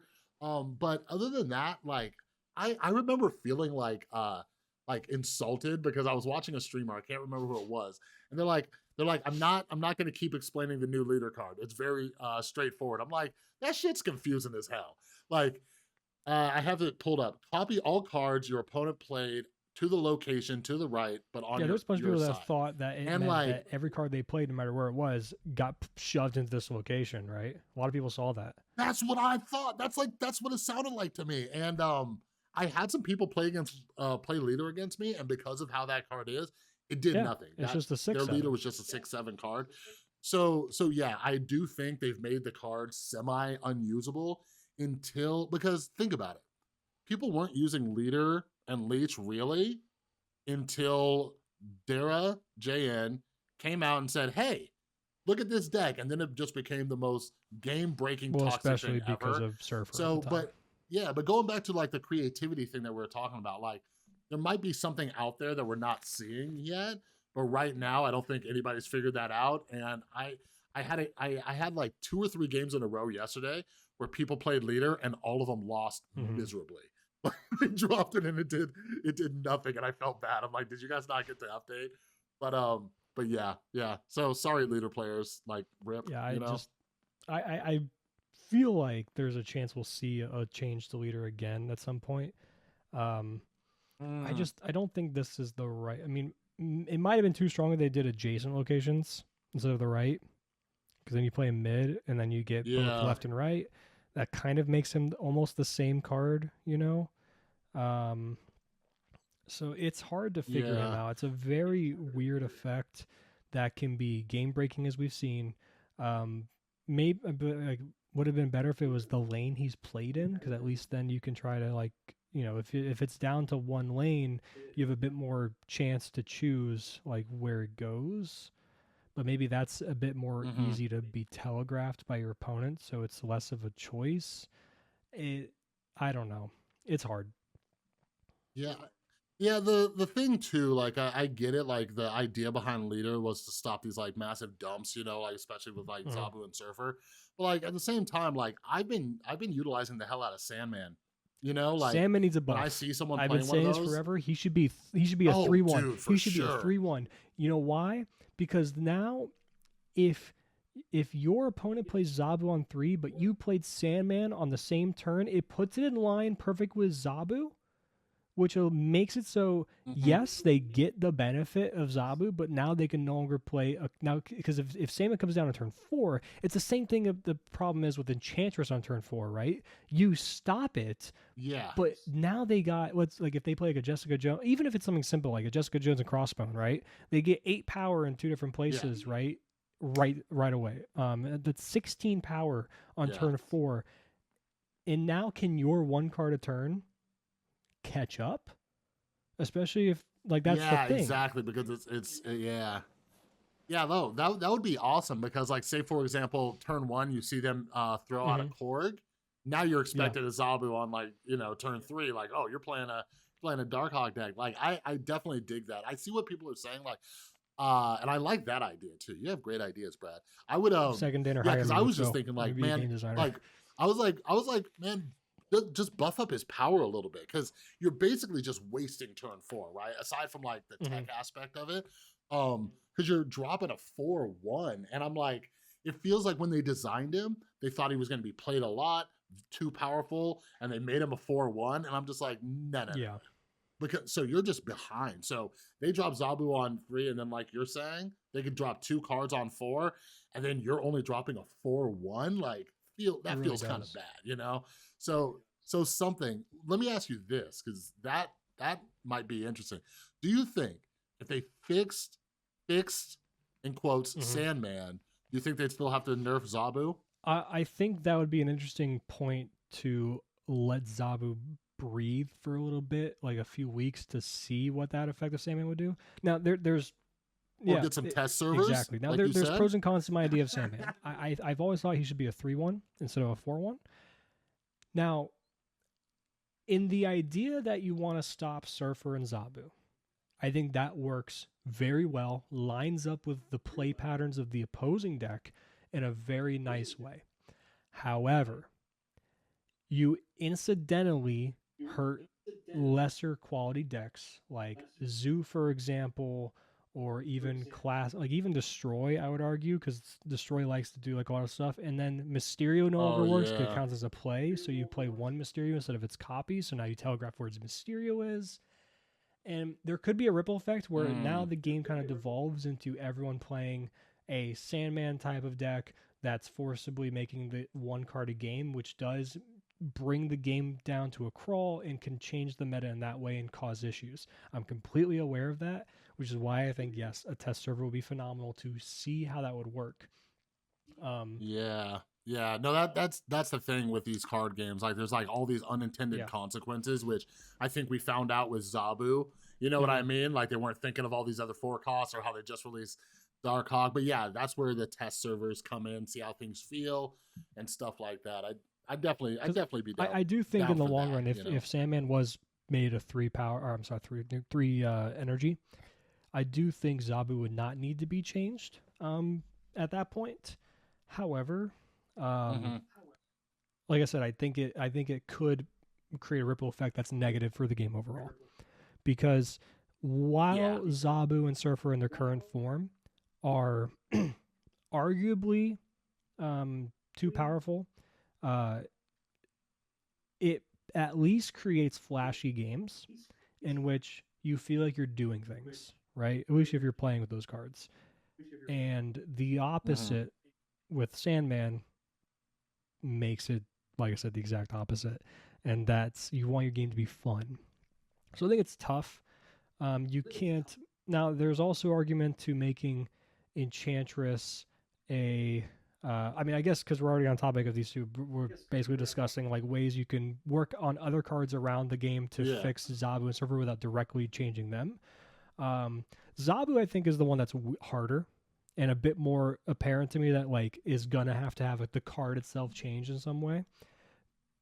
Whereas Mm-hmm. Surfer, I Surfer puts out a lot of power, right? But Surfer is a bit more counter playable, I think, than Zabu is. Um, and I think there are enough decks that can match it toe to toe in power output overall. Um, Mm-hmm. like for example, even like the new Infinite deck with like the classic Sunspot armor thing, but also with like Psylocke and Magic with She-Hulk to dump out 30 power on the last turn. I think that's Yeah. a deck that can keep up with Surfer. Um, because the idea of them people saying like bring Surfer down to 2 power, Surfer's now just a Patriot for 3 costs at that point, and I feel like that's not Yeah. very good and would really hurt the deck overall. Um, Making him a 4 cost would be interesting because now you can't play 3 drops on turn 6 supposedly with like Sarah. You can only play 2 or just one single card now, being Surfer. Surfer's a really weird one Yeah. because I know they want that rule of threes effect of like 3 3 3 kind of thing, and they're gonna Yeah. have to probably break that up in some way. Yeah. So like my Magantress deck that got me to Infinite a couple seasons in a row, like when Surfer came out, it severely hampered that deck's ability because like that deck's mainly based on like Mm-hmm. counters and taking power away. And like my biggest issue was like the brood lane, right? Like I can handle a because it has Shang-Chi and Enchantress in there, like it can do all sorts of stuff, has Killmonger, like I can do Mm-hmm. all sorts of things. But buffing it wouldn't buff brood up enough unless they had a Wong to get it over 9. So it's like I just cannot do anything to you. Yeah. You know? So like part of me was like, hey, maybe make it a little bit stronger so I can counter it, so I can Yeah, so explode because a lot those of like cards. Brood getting You know what I mean? +3 goes up to 5 each instead of like 2. So like Yeah, if they got up to something. 9, then you can kill a Shang-Chi supposedly. I think Shadow King, if it was a pool 3 card, it very well could be a card that could stop Surfer decks. Though Shadow King needs Ghost to release because that if a deck Exactly. with Yep. Ghost and Shadow King makes it so you reveal second always, and then on turn 6 you have Ghost out, and maybe you can even hold on to both Ghost and Shadow King until turn 6. Put out as much power as you can turns 1 through 5. Turn 6 go Ghost, then Shadow King. Yeah. Well, we don't know how that's going to work though actually. So if you play Ghost first, let's say I'm revealing first, right? And I play Ghost, Yeah, if you play it does on the same Ghost flip turn. up and then basically halt the rest of my turn and then pass to my opponent, let their shit flip first, and then back to me. Is that how that would work? Because it is ongoing. It is That's the ongoing. thing. Yeah. Yeah, I like the way it's because yeah. So Ghost and Shadow King are two cards I'm most excited for because, like I said, that's my style of play, and I'm like these two cards I got a place for you in my Majantra's Yeah. deck. But I've always thought like you'd have to have Ghost out before turn Mhm. 6 for it to affect. But I don't know. It'd be cool if they made the mechanics of it because you can Well, also, they can for do it example, like that deck also runs like because we see it yeah, already. my that deck has Captain Marvel, and things get really weird with at the end of game. You Mm-hmm. know what I mean? So, like, for example, if I drop Captain Marvel and then my Mysterio, Captain Marvel doesn't go based on the Mysterio anymore. Yeah. So, like, I think they'd have to figure something out for Ghost where you could do that. But yeah, I've wanted Shadow King. As soon as it shows up in my shop, by the way, I am pinning that fool. Um, for yeah, because Surfer is my biggest downfall. And I will say this about Zabu and why I think I've been arguing with people so much about like I don't want Zabu to get nerfed is because there are a lot of 4-cost tech cards. Shang-Chi, Enchantress, Now Shadow King. um, you know, yeah, Shadow King. Depending on how you play him, Absorbing Yep. Man, right? Spider-Man. You see what I'm saying? Like I created a deck. I made a video on it called the deck's called Bishbu, and it builds off of Bishop and Zabu, where Bishop gets buffed because you're throwing down so many cards. But it had like Absorbing Man with Enchantress and Shang-Chi, so I can snipe 2 lanes, you know? Like that stuff's really cool to Mm-hmm. do with Zabu, you know? So that's where my concern is. It's like because the tech cards, like you should be able to have like a tech heavy deck. But now, if we're taking away Zabu's ability to do what he does, we What don't have if? that as much. But I Go ahead. do think if you made Zabu a 4 or 5 cost, I think you still might be able to Oh, pull this yeah, stuff absolutely. off. I've played Does that make Zabu sense? on turns 4 and 5 plenty of times, and 5 does feel kind of bad for the most part, but 4 is manageable. I really think. Yeah. Um, Yeah, like that I would handle. If Second Dinner did that, you wouldn't hear any complaining from um, me. You know what I mean? Because even yeah, you have I do. Darkhawk too. Like I think you could still pull off a Darkhawk I play. am actually You know, pretty easy. okay. I don't know if this was a hot take at all. I think if Zabu got nerfed into the ground completely, where he's just not playable anymore, Darkhawk is still one of the best cards in the game, if not the best card in the game. How would You that work? you would play How it. would You that would work? play it Tell me. just like a Devil Dinosaur deck. Yeah. But do you think you'd get enough rocks into their deck the way that is? I win Because plenty of I games feel just off like the you got to 3 get rocks off you like, get anyway. Like, yeah, really? like just the Yeah. Mystique Darkhawk line on 5 and 6 kind of thing. Or if like you Yeah. or if you moon grow Yeah. early, you have 2 Mystiques, that kind of thing. Just off those 3 rocks, that can be enough. Now maybe you want some like there's other cards coming out like Master Mold, right? Is one that's going to give. They changed it from 3 Sentinels to 2 Sentinels to your opponent's hand. Oh, the latest data mine. Um, yeah, Did they? yeah, it I didn't is. see that. Also, that card is now one of the silhouettes in the collection, so it's coming. It is coming. It's Master coming. Mold's really cool. That's gonna be, and also I'm kind of interested in like Ronin, right? Right with Master Mold. Yeah. Now, hear me No, out. I played around with Hear me Ronin, out. by the way, and Hear me out. wasn't a fan. Rocks like Rock Slide, Korg, and stuff like that. Black Widow, Master Mold, Darkhawk, and Ronin. We've seen some hybrids of Jeez. like Devil Dino decks with like because there's other 4 drops like White Queen, like you play Sentinel, and a hybrid between like the Zabu stuff and like Darkhawk and Devil Dino, and you can pivot from gameplay into gameplay based on your draws, which I think is an excellent form of deck building to give you a nice solid plan B. Because I've had games where I played that type of deck and I ended up just being like, okay, cool. I now am pivoting to Devil Dino. I have a 15 power Devil Dino now instead. Hmm. Um, but Yeah. same idea with like Master Mold, but you're now going into Ronin. And a lot of times people don't want to play the rocks in their hands, so they might end up holding on to them unless they're like a Patriot deck or DC's a location. They're gonna probably keep them.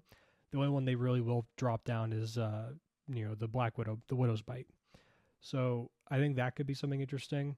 They're definitely not going to want to play the fucking Sentinels for the most part, right? Unless they just like maybe turn 6, they'll drop one of them if they have the room to try and make an output of power.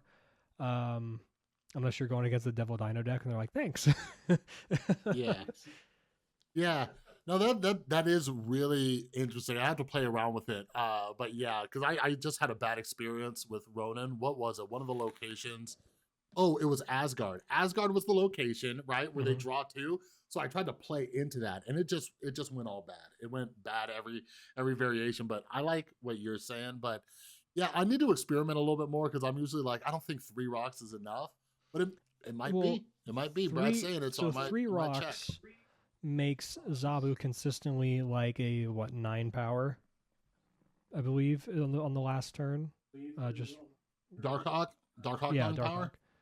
Um, Yeah. I think that's right. And then the Mystique's an 8 power. So getting like Mystique Darkhawk, you might have to go both of them in a single lane and then win off of like Rock Slide, Moon Girl, and stuff like that in the other lane, which is perfectly reasonable to be honest. Like 6, 10, maybe a Mhm. Korg's there for 12, and then like something else. Like even if it's just like a Black Widow for the extra 1, 13 power can be enough to win lanes. So that Mhm. can still work. It's just so I think Darkhawk is very powerful. I think Darkhawk can still So, work. so I've seen, and maybe this is something that you could sell people on. I've seen a lot of people say that they are either not pinning or unpinning Darkhawk now that they I heard don't about Zabu. agree. I Do you think think? his stock will obviously go down a good amount because of the if the Zabu nerf is detrimental to the deck. Real quick, I do think a good Zabu nerf that I would very much accept was if they changed it to an on reveal and then all 4 cost cards in your hand cost 2 now. I think that's a good way to go Interesting. about it. Make it similar to what's her name, one of the Wakandians, the Uh, one that Wait, buffs. No, the one Bast, of the Wakanda ones. that one? Uh, not Hmm. Okoye, um, Oh, Nakia. Yes, Nakia. similar to that, but just all your 4 cost cards in your hand at the moment drop down. So then that opens up lines where you can actually make Darkhawk, I'm not Darkhawk, I'm sorry, Zabu a play not on turn 3, but rather maybe on turn 4. That way, like on turn 5, you can go into like Moon Girl and then have like your Darkhawk whatever on the next turn, or like you can play around with your when you play Zabu. It's easier to counter in a Yeah. sense. It's not as super impactful. You have to be more strategic with what you do with Zabu rather than just playing him on turn 3 and being like, call it a day. I'm gonna run away with the game now. Um, so I think that's what I would do. But yeah, I really think Darkhawk Yeah, would still be good. I can I handle that. think Darkhawk would still be a good card. In the same vein, the Devil Dinosaur is a good card. Um, Yeah, my prediction for Zabu, I don't think they're gonna change him too like too much, right? Like he's not just gonna be like no longer affects 4 cost cards, right? Like what you're talking about, or maybe like upping his cost, to yeah, a 4 or 5. Those sound more realistic. So I do think like a lot of these strategies with Darkhawk can work and getting creative. What are your thoughts, by the way, around cards getting nerfed or changed after you buy them from the token shop? Do you think there should no, be any no kind of refunds. like That no, get fucked. no Sorry. refunds, just nothing, like not even No, like 500 credits or something, just like, hey, unless here you go. unless unless they say this card came out on X day and it got nerfed within 14 days, like something absurd, like oh we fucked up. That would be a Yeah, that this is would be a real sense broken. where like I could see refunds being acceptable at that point. Um, but the second that happens, if it does, it's going to alter the chain, like the course of the way card design is treated from them from now on, because they really don't want to give those kind of refunds to people, and I think that'd be a negative thing. So I think Yeah, they already kind of have that idea in the back of their head of like we don't want to fuck up in that kind of way, so they're going to be a bit more, especially after the experience of Surfer and Zabu now. They're probably gonna be more careful with cards that they, like look at Master Mold. The data mine shows instead of 3 now it's 2. They're already kind of learning yeah. in that sense. But yeah, no refunds. I'm sorry, get fucked. Like that's just part of it. That's part of the game. All right, yeah, I can deal with that. And that's the thing too, like, because I've been like on the fence, but for the most part, I'm like, I get it, right? Like, I do not like spending my tokens, But when I saw Darkhawk's abilities, I'm like, Yeah. I'm getting this because like it's a little too powerful. So it's just like I'll do it. I'll have my fun with it, and if they nerf it, whatever. I've had my month of fun with Darkhawk. Yeah, You know what I I mean? mean, it'd be nice to get one. I know we have Absorbing Man, so technically you can like Absorbing Man like a Korg or a Rock Slide to like get that effect again for like a Darkhawk. Speaking in the event of Zabu being nerfed into Oblivion, where you're basically playing a Darkhawk deck without Zabu. Um, so it'd be nice, but it would be nice to get like one additional card. So I talked about this on Snapzone's podcast. If you look at the top decks, they all kind of perform in these rules of 3. So what I mean by that is you look at something like Shuri 0, for example, is 1. You have 0, Sauron now, and Shuri. 3 cards that promote your game plan and make your deck function, right? Then you have things like Galactus or other kinds of ramp decks. You have Wave, Electro, Psylocke. Rule of 3. Okay. You have even Bayro is another one. You have Arrow, She-Hulk, Death as your 3 finishers to be complemented off of that. And you could argue Wave is included in that bunch because it's part of one of the key cards to make that work. So it's another rule of basically 3 cards to build around a deck. So looking at something like a Darkhawk deck without Zabu, it honestly, but that actually fits the bill as well. A Zabu deck is pretty much your rule of 3 in terms of your big cards that can win, right? You have Darkhawk itself, Mystique to potentially copy the Darkhawk, or you have the the Spider-Man Absorbing Man combo, right? So those are your 3 avenues of a deck to go around. So if Darkhawk got buffed in the sense of getting another Rock Slide or Korg effect, you'd have 3 cards that support Darkhawk. And that's where the best decks come into. Just 2 cards makes it a little difficult to make it work. Like to really accelerate your game plan. But that's the sweet spot that I've been noticing for a while with all these cards. Like Cerebro's another one. Cerebro, Mystique, Blue Marvel. Rule 3. Yeah, Look at you recognizing patterns. That gives me ideas now. I want to go look that's a good thing to think about when you're like creating decks. Yeah. Too. You know what I mean? Finding that kind of synergy and options. Also, and 3 is divisible by 12, so it mathematically makes you more likely to see a card that supports your game plan. Of course, the games where you see all 3 of your potential, cards that are, because you have the cards that the deck is the whole core of it, but then you have the 2 or 3 cards that are really what make the deck tick and really win you those games.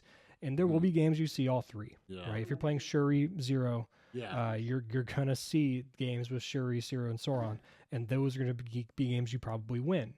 But as long as you see a card, because how many times have you lost to a Shuri deck where it's just like last turn they go something like 0 Red Skull, something super simple, not extremely flashy or crazy, but they had the chance to see those cards, or just Shuri into something and then Taskmaster, right? So that's what makes a good deck. Having 3 avenues in which you can approach the true game plan of your deck, and then the rest of the deck being cards that support that idea of the game plan. And you want it to work mathematically, because 2 cards out of 12, you have a really low chance of seeing your cards, right? But 3 out of 12, that gives you a quarter. It's 25% chance of seeing one of them, and that's important. That change, and when you end up when you an average game you finish with 3 cards in your deck on turn 12. Turn 12. Sorry, turn 6. 3, I believe. I got too many numbers in my brain. It's fucking me up. Unless somebody shoves a bunch of rocks in there. Yeah, so that's what I'm saying. Like if Darkhawk wants to be that kind of like Devil Dino. Or I think potentially Ronin. I think with Master Mold, Ronin can be a true deck like Black Widow. Maybe you played cards like Rock Slide and stuff to like just be like discourage them from playing them, kind of thing. Playing Mac, Yeah. but that's a weird one. The idea I had with Ronin Darkhawk hybrid, one of the best cards in a Ronin deck is Maximus because it just draws them Oh cards. yeah. Um, maybe there's another way you can go about Ronin. Maybe there's a way you can go about it because now I'm just thinking of Ronin in general. Maybe a disruption kind of deck with like Korg, Black Widow, Debris, and then like you instead of making them draw a lot of cards, maybe it's what's it called? The Viper Hood thing as well. Kind of like what Yeah. hazmat decks do, where you're giving them a bunch of shitty zero. That's the Yeah, junk decks. maybe that's a way to go about Ronin. Of like, I'm just trying to fill up your board space and limit the amount of cards you can play anyway, while impeding. Yeah. I think that'd be a sneaky way to do it. You know.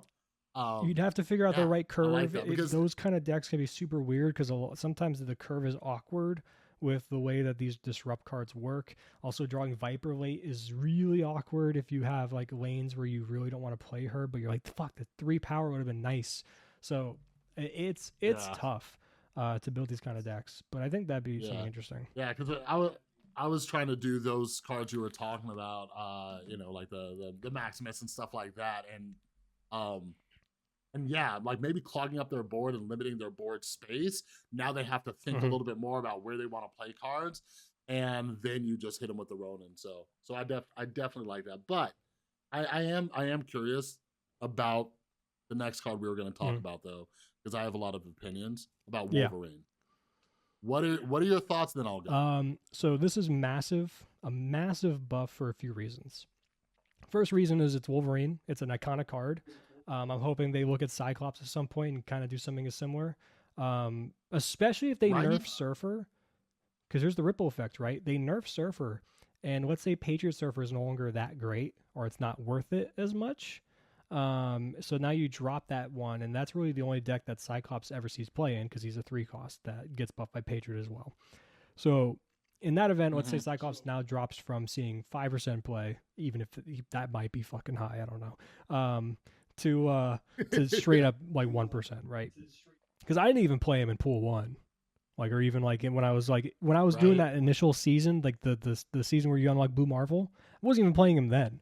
So come on. So I Yeah. hope they do. Yeah, such a Yeah, cool effect and too. the laser effect when you're holding him out laser. is super sick.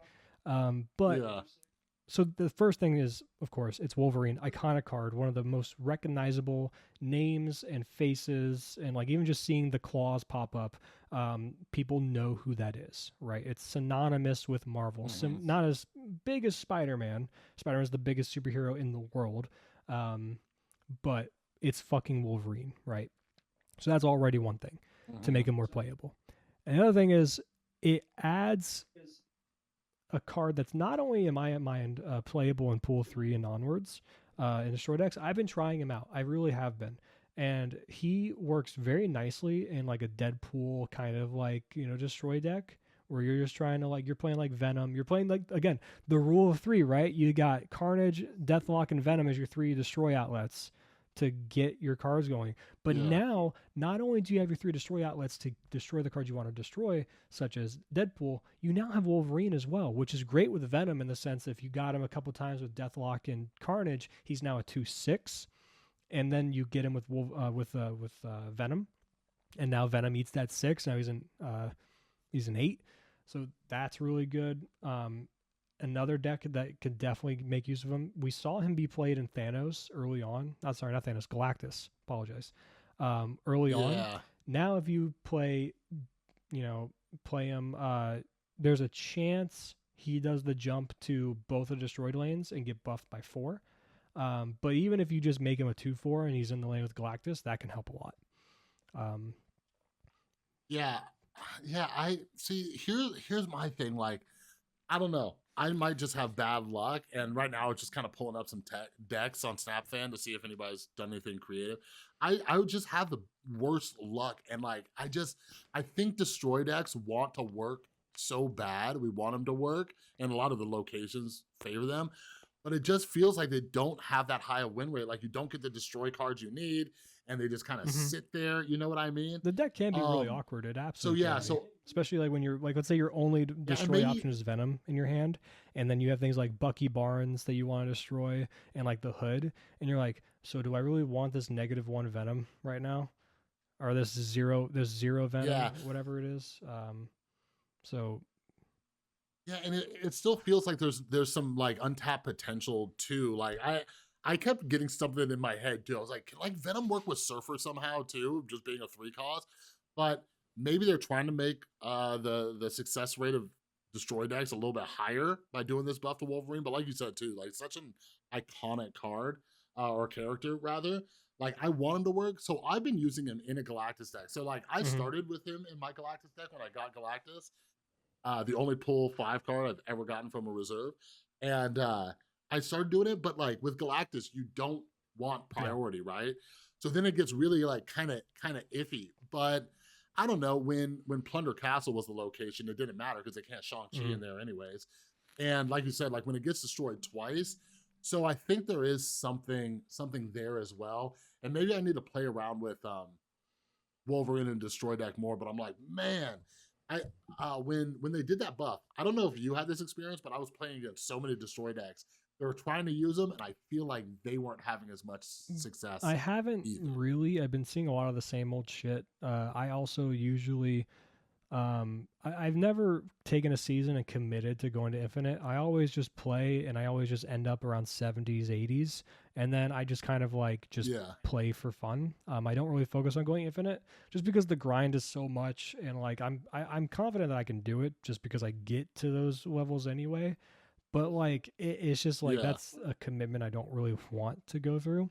But the problem is once you get to those yeah. 70s and 80s, people are trying to make the push into Infinite. So you still see Zabu Right. Darkhawk, Surfer decks, etc., etc. So I wasn't seeing as many destroy decks to be honest, but I do think that Mm, Wolverine could have a place in Pool 3 destroy decks.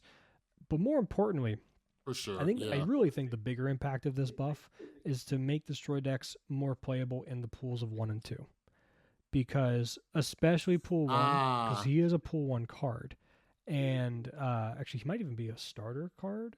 Is he one of those? I don't remember is which it? one he's pool 1, could be one of the starter cards. I'm not quite sure.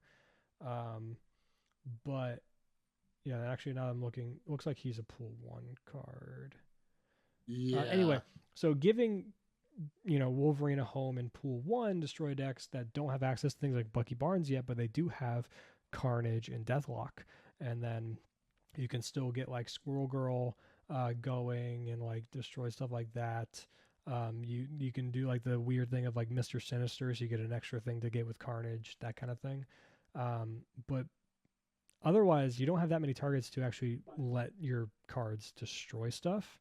There's Nova, which is nice, but now you have Wolverine, which can actually make his way into a pool 1, pool 2 deck and make destroy a bit more competitive going forward. I Yeah.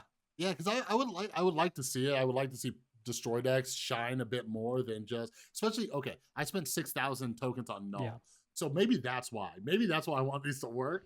Like when they did that buff to Wolverine, I was like, ooh, I'm gonna get Mm-hmm. this little Wolfie with null in my deck too. And like I just could not make it work. Null You is know what I so mean? weird But outside of Galactus though. Like Null feels like it should be really good in destroy decks, like it's a dedicated destroy deck, and it often just doesn't get to the power you want it to.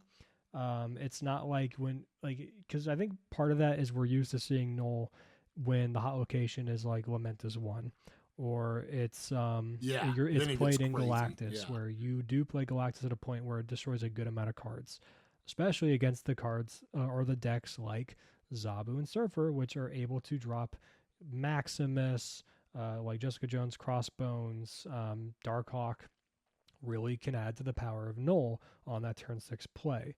Whereas a dedicated destroy deck, I think Null works better in like a true like Deadpool version of that deck. The problem Mm, is you really want to do that Deadpool Taskmaster play on turn 6.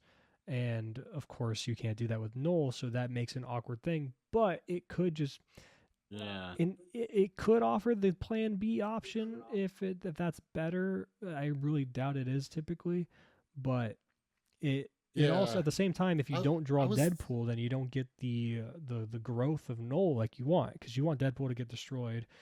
Maybe you're doing like the Hulkbuster thing, or like you might get lucky, get like uh, Wakanda Embassy to buff your hand by 2, and then like you now have like a 12, 16 power Deadpool, and you're like, this is fucking sick.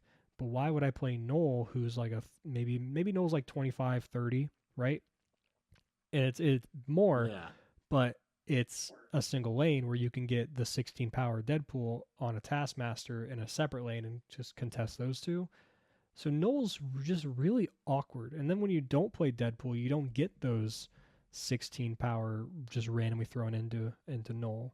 You have to work with your Carnage on other stuff. And if you're doing like the Squirrel Girl thing with like if you blow up a Squirrel Girl with like fucking Killmonger, that's 3 power. Maybe you snipe a Sunspot on the opposing side and you get an extra 4 power there. That's nice. Not Yeah. guaranteed. So yeah, Null's just super awkward.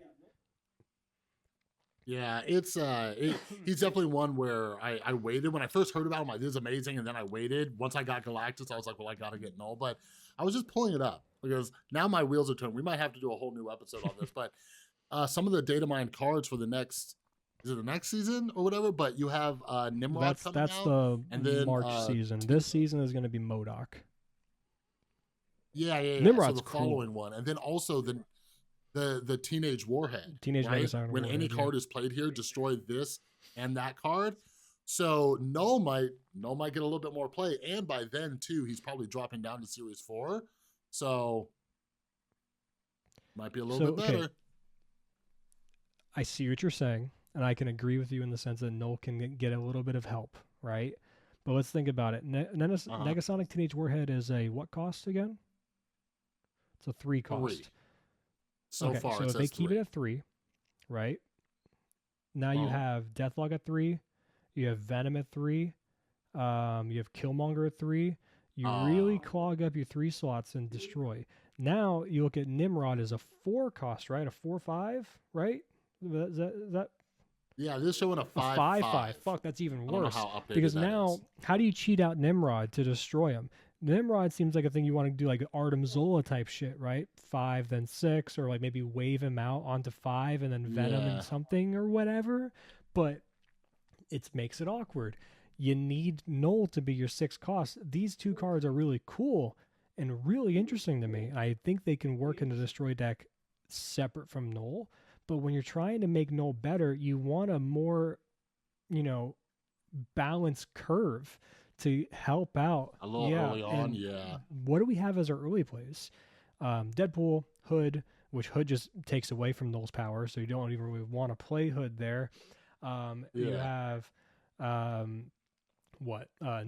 which pumps the team, I guess, and like pumping the team if it's destroyed first before like a Deadpool on a Carnage lane or something like that can help a little bit to Null's power. Squirrel Girl, again, we talked about that. That's 3 power if you snipe it with Killmonger. So a lot of your early plays don't do enough to juice up Null. It's the late game that does, but then you're dedicating to a single lane and you're destroying shit along the way, maybe taking away from lanes that you want to be putting power into. It's just super awkward. So what about this argument though? Nimrod, when that becomes, because I think they said that's the season pass that's what it's card. supposed to be right now for March. Other people are gonna be destroying Nimrod, right? And Null gets buffed off of how any will they destroy Nimrod? He's a 5/5. You have to destroy him first to make him grow to a 10 power, right? Or no, you just get clones. It's not even growing. Yeah, but so you destroy him, he gets 5, which isn't a ton. It's not a ton, but if I drop Null on 6, then I'm getting theirs, but I'm not destroying my Nimrod. So I see what you're saying. I would get their 5, but not my 5. So I was like, well, you get double the power. I'll figure it out. I'm going to figure it out, Brad. And in our March episodes, I'm going to show you. Okay, I'm going to show here's you my thing about Null. Outside of the Galactus deck, you know what I think the best way to figure out Null is? Cheat him out with a wave. Artem Zola the Null is your best option to even come close to the Lamentus 1 Galactus style power of Null. and then like that's Yeah. when you can kind of do stuff because it counts itself when it destroys itself from Artem Zola and then doubles. Yeah, yeah, that might But be that's good even harder because to well, with do. Galactus, because You need wave, you need null. I've been doing a lot of Hmm. ramp though, like because think about like so I've been doing a lot of ramp, and I'm just like, okay, well you could technically get off 2/6 Yeah, costs, which would be right? null then If Artem you Zola. get Electro or you get a Psylocke, but there still is the issue of getting Nimrod out early and then destroying him. So you'd have to like Electro on 3, and then what do you do? And then on 4 Hmm. you do Nimrod. Then you could do Zola. Then you do I Null. There's a think lot that I has to think go the right. best thing would be um, Electro on 3, Nimrod on 4, something on 5 to destroy them. But I think I would want a Carnage, Deathlock, or Venom because you want to play probably Nimrod on the same lane as uh, what's his name to then do that. And then, but then you're still looking at maybe null. If you're not doing null shit, then like maybe you could do something else. It's just a lot of these things for destroy just line up really awkwardly, and like when you compare the power output that some of these other decks have on these turn sixes, you can absolutely do that on destroy with like things like Deadpool and stuff, but these other cards are seemingly in Mm-hmm. my mind not adding the potential to create big power outputs like that, but rather making it more complicated unnecessarily. If Nimrod was a 4, if Negasonic Yeah, Teenage Warhead was a 2, then I think we could find some way to work with it a bit more consistently. But outside of those, as they stand now, being a 3 and a 5, it really makes it strange. Like it really makes it a bit needlessly yeah. complicated. Maybe second dinner will listen to this episode and be like, you know what, you're right. We need to take those down a But little in the then, but energy then the same thing department. is, You know? do you incidentally buff Bayro again? Which is a deck that people don't really care for. I mean, now the leaders aren't really in the deck anymore, but Uh Arrow's still a phenomenal card, right? So like just oh yeah, going Death yeah, She-Hulk yeah. in She's like two great. lanes, similar to your Deadpool Taskmaster, and then Arrow the other fucking lane, and be like, no, no, no, I win those two. Get the fuck out of here. Um, Yeah. No, good point. I'm just trying to figure out how to make Null work outside Galactus. We're gonna it's make it just happen. it's a tough card. Again, on paper, just like Hella. Hella on paper seems like an insane card, but in practice, it lines up somewhat awkwardly. And outside of a dedicated Hella deck with a bunch of giant 6 drops, I was like thinking like, yeah, I discard a lot of shit and just regular discard, like, right? So like that should work fine. It doesn't. It Mm-hmm. doesn't. So like it's Yeah. I mean this is the showcase of how hard designing a game is. And like Yeah, yeah, I do give them a little bit of like leeway. Like I'm like, man, you guys screwed up with this or that, but it's rough. Like when you start mhm. thinking about it, and then all the things that you don't think about too, like it's a hot mess. So kudos to Second Dinner for what they're doing. Yeah, so we talked about Wolverine. I think his Wolverine's cool. Maybe it's not good enough at the end of the day for pool 3 beyond decks. But that could be a card that gets buffed later on with more destroy stuff. Like maybe Negasonic Teenage Warhead is actually pretty decent on that on a Wolverine lane. Um, Yeah, so cool. Zabu, we talked about some nerfs with that being like the potential idea. Like I threw out the idea of like just decreasing forecast cards in your hand, making them on review ability instead. Um, I've seen the idea of like just making it reduced by 1 rather than 2. Um, but I don't like that nearly as much. Um, it really that would neuter the deck quite a bit. I think it makes it so your turn 6 has 2 4 yeah, cost plays, and you'd have to like maybe alter your deck a little bit to have more like 3 than 1 on 4, and then like a 4 drop and a 2 drop on 5, and then 2 4 drops on 6. Um, but that can be awkward as well. So I really like the on reveal idea for the most part. I don't want to see Zabu nerfed into the ground. Nor do I, but I'm more concerned yeah, about Surfer because while Zabu decks are really good, a lot of those cards that are played in Zabu decks are good on their own and we'll still see play in other places, right? Whereas Surfer yeah. decks, if they go too far in one direction with Surfer, I really think that that deck is dead. Um, Dead's dead. Yeah, I like me. I'm not too worried just because I never played Surfer decks. Like I always found them kind of boring. I really like Surfer. But for people who enjoy Okay, them, the reason I liked playing Surfer decks when I first got the card, especially because Sarah came up with my token shop. I was like, oh fuck yeah, and I got her. Yeah. One of my favorite decks in the game is Infinite. I did an article for Snap Zone about Pool 2 Infinite Control, Mm. and it was all Pool 2 cards, that kind of thing. And I really liked the deck because it had the play patterns of like your classic storm off a lane, drop like a Jessica Jones on or something like that to like close it off, Mm-hmm. and then like just make your Sunspot continue to grow behind the armor, and then turn 5 just after that you drop your fucking Infinite, that kind of thing. I really liked the play pattern of that, and it kind of Mm. made me feel similar to that because honestly, Sarah on 5 does kind of feel in the same way to me as a do nothing turn in Infinite, and then have a big at power output on turn Yeah. 6. Also, you still had the Storm lane, and then I loved doing Juggernaut on the Storm lane, telling them to fuck Oh off. yeah, that messes. Yeah, that makes me mad every That single time. I really liked that for the deck. I just don't know Yeah. if really the deck can if it's something as simple as making it Yeah. +2 across the board instead.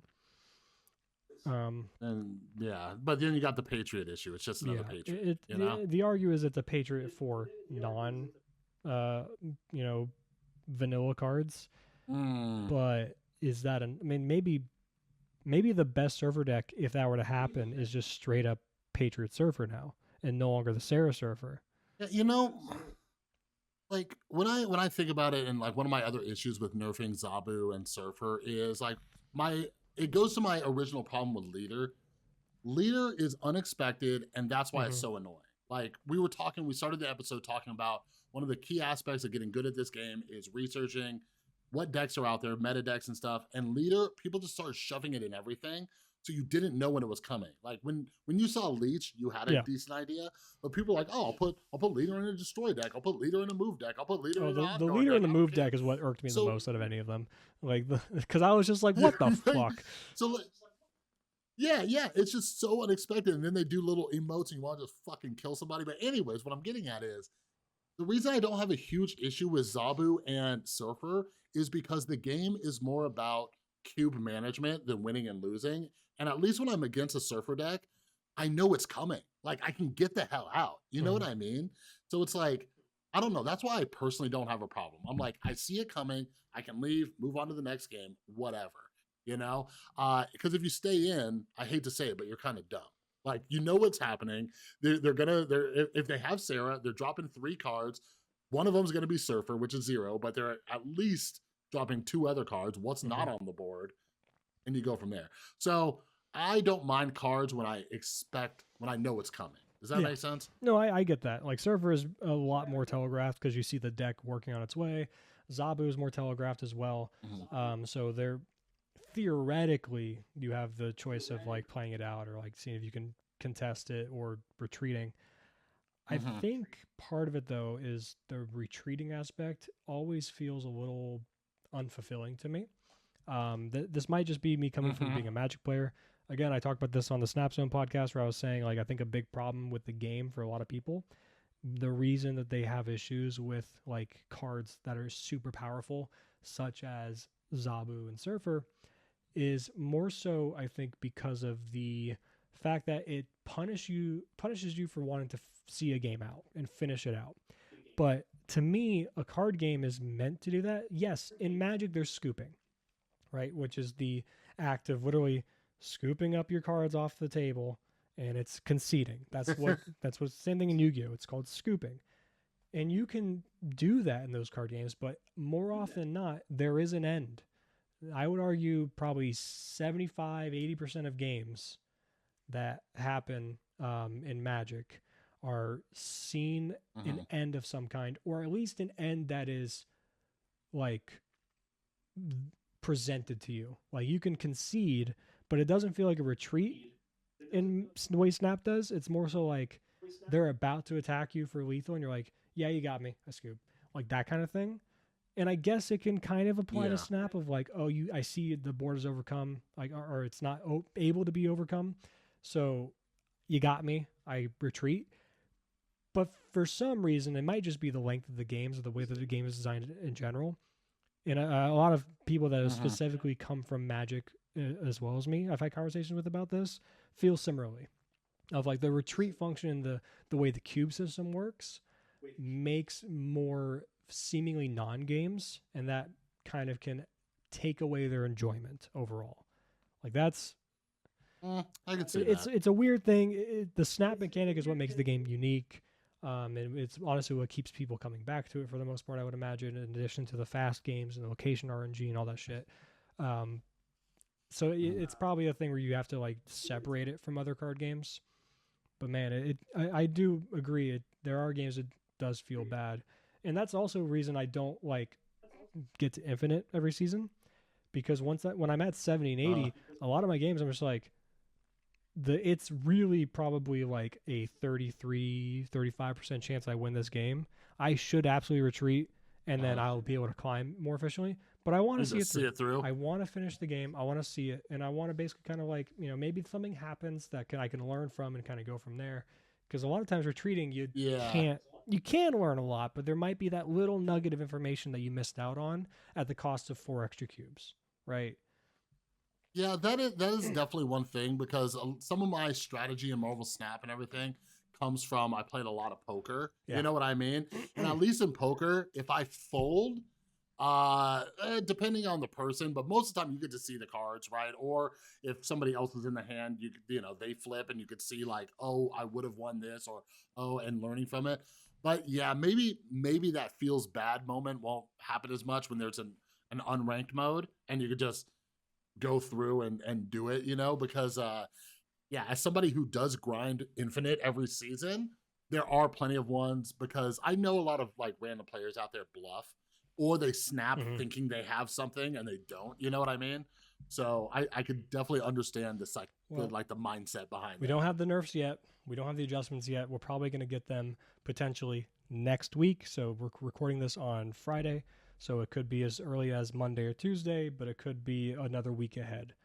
But definitely, you guys being the viewers, tell us what you think. What do you think of our ideas for ways that we can nerf kind of cards? I understand we really didn't give any fucking examples for Silver Surfer because I think that's the hardest one to nerf. Zabu, I think, is far more simple to kind of figure out and like have ways that people can be happy with and still be an effective nerf to the card. I really think Surfer is the hardest one to figure out, which is why I'm the most worried about Silver Surfer's place in the game moving on from this nerf, because it's the one I feel has the potential to be nerfed too far in a certain direction, you know?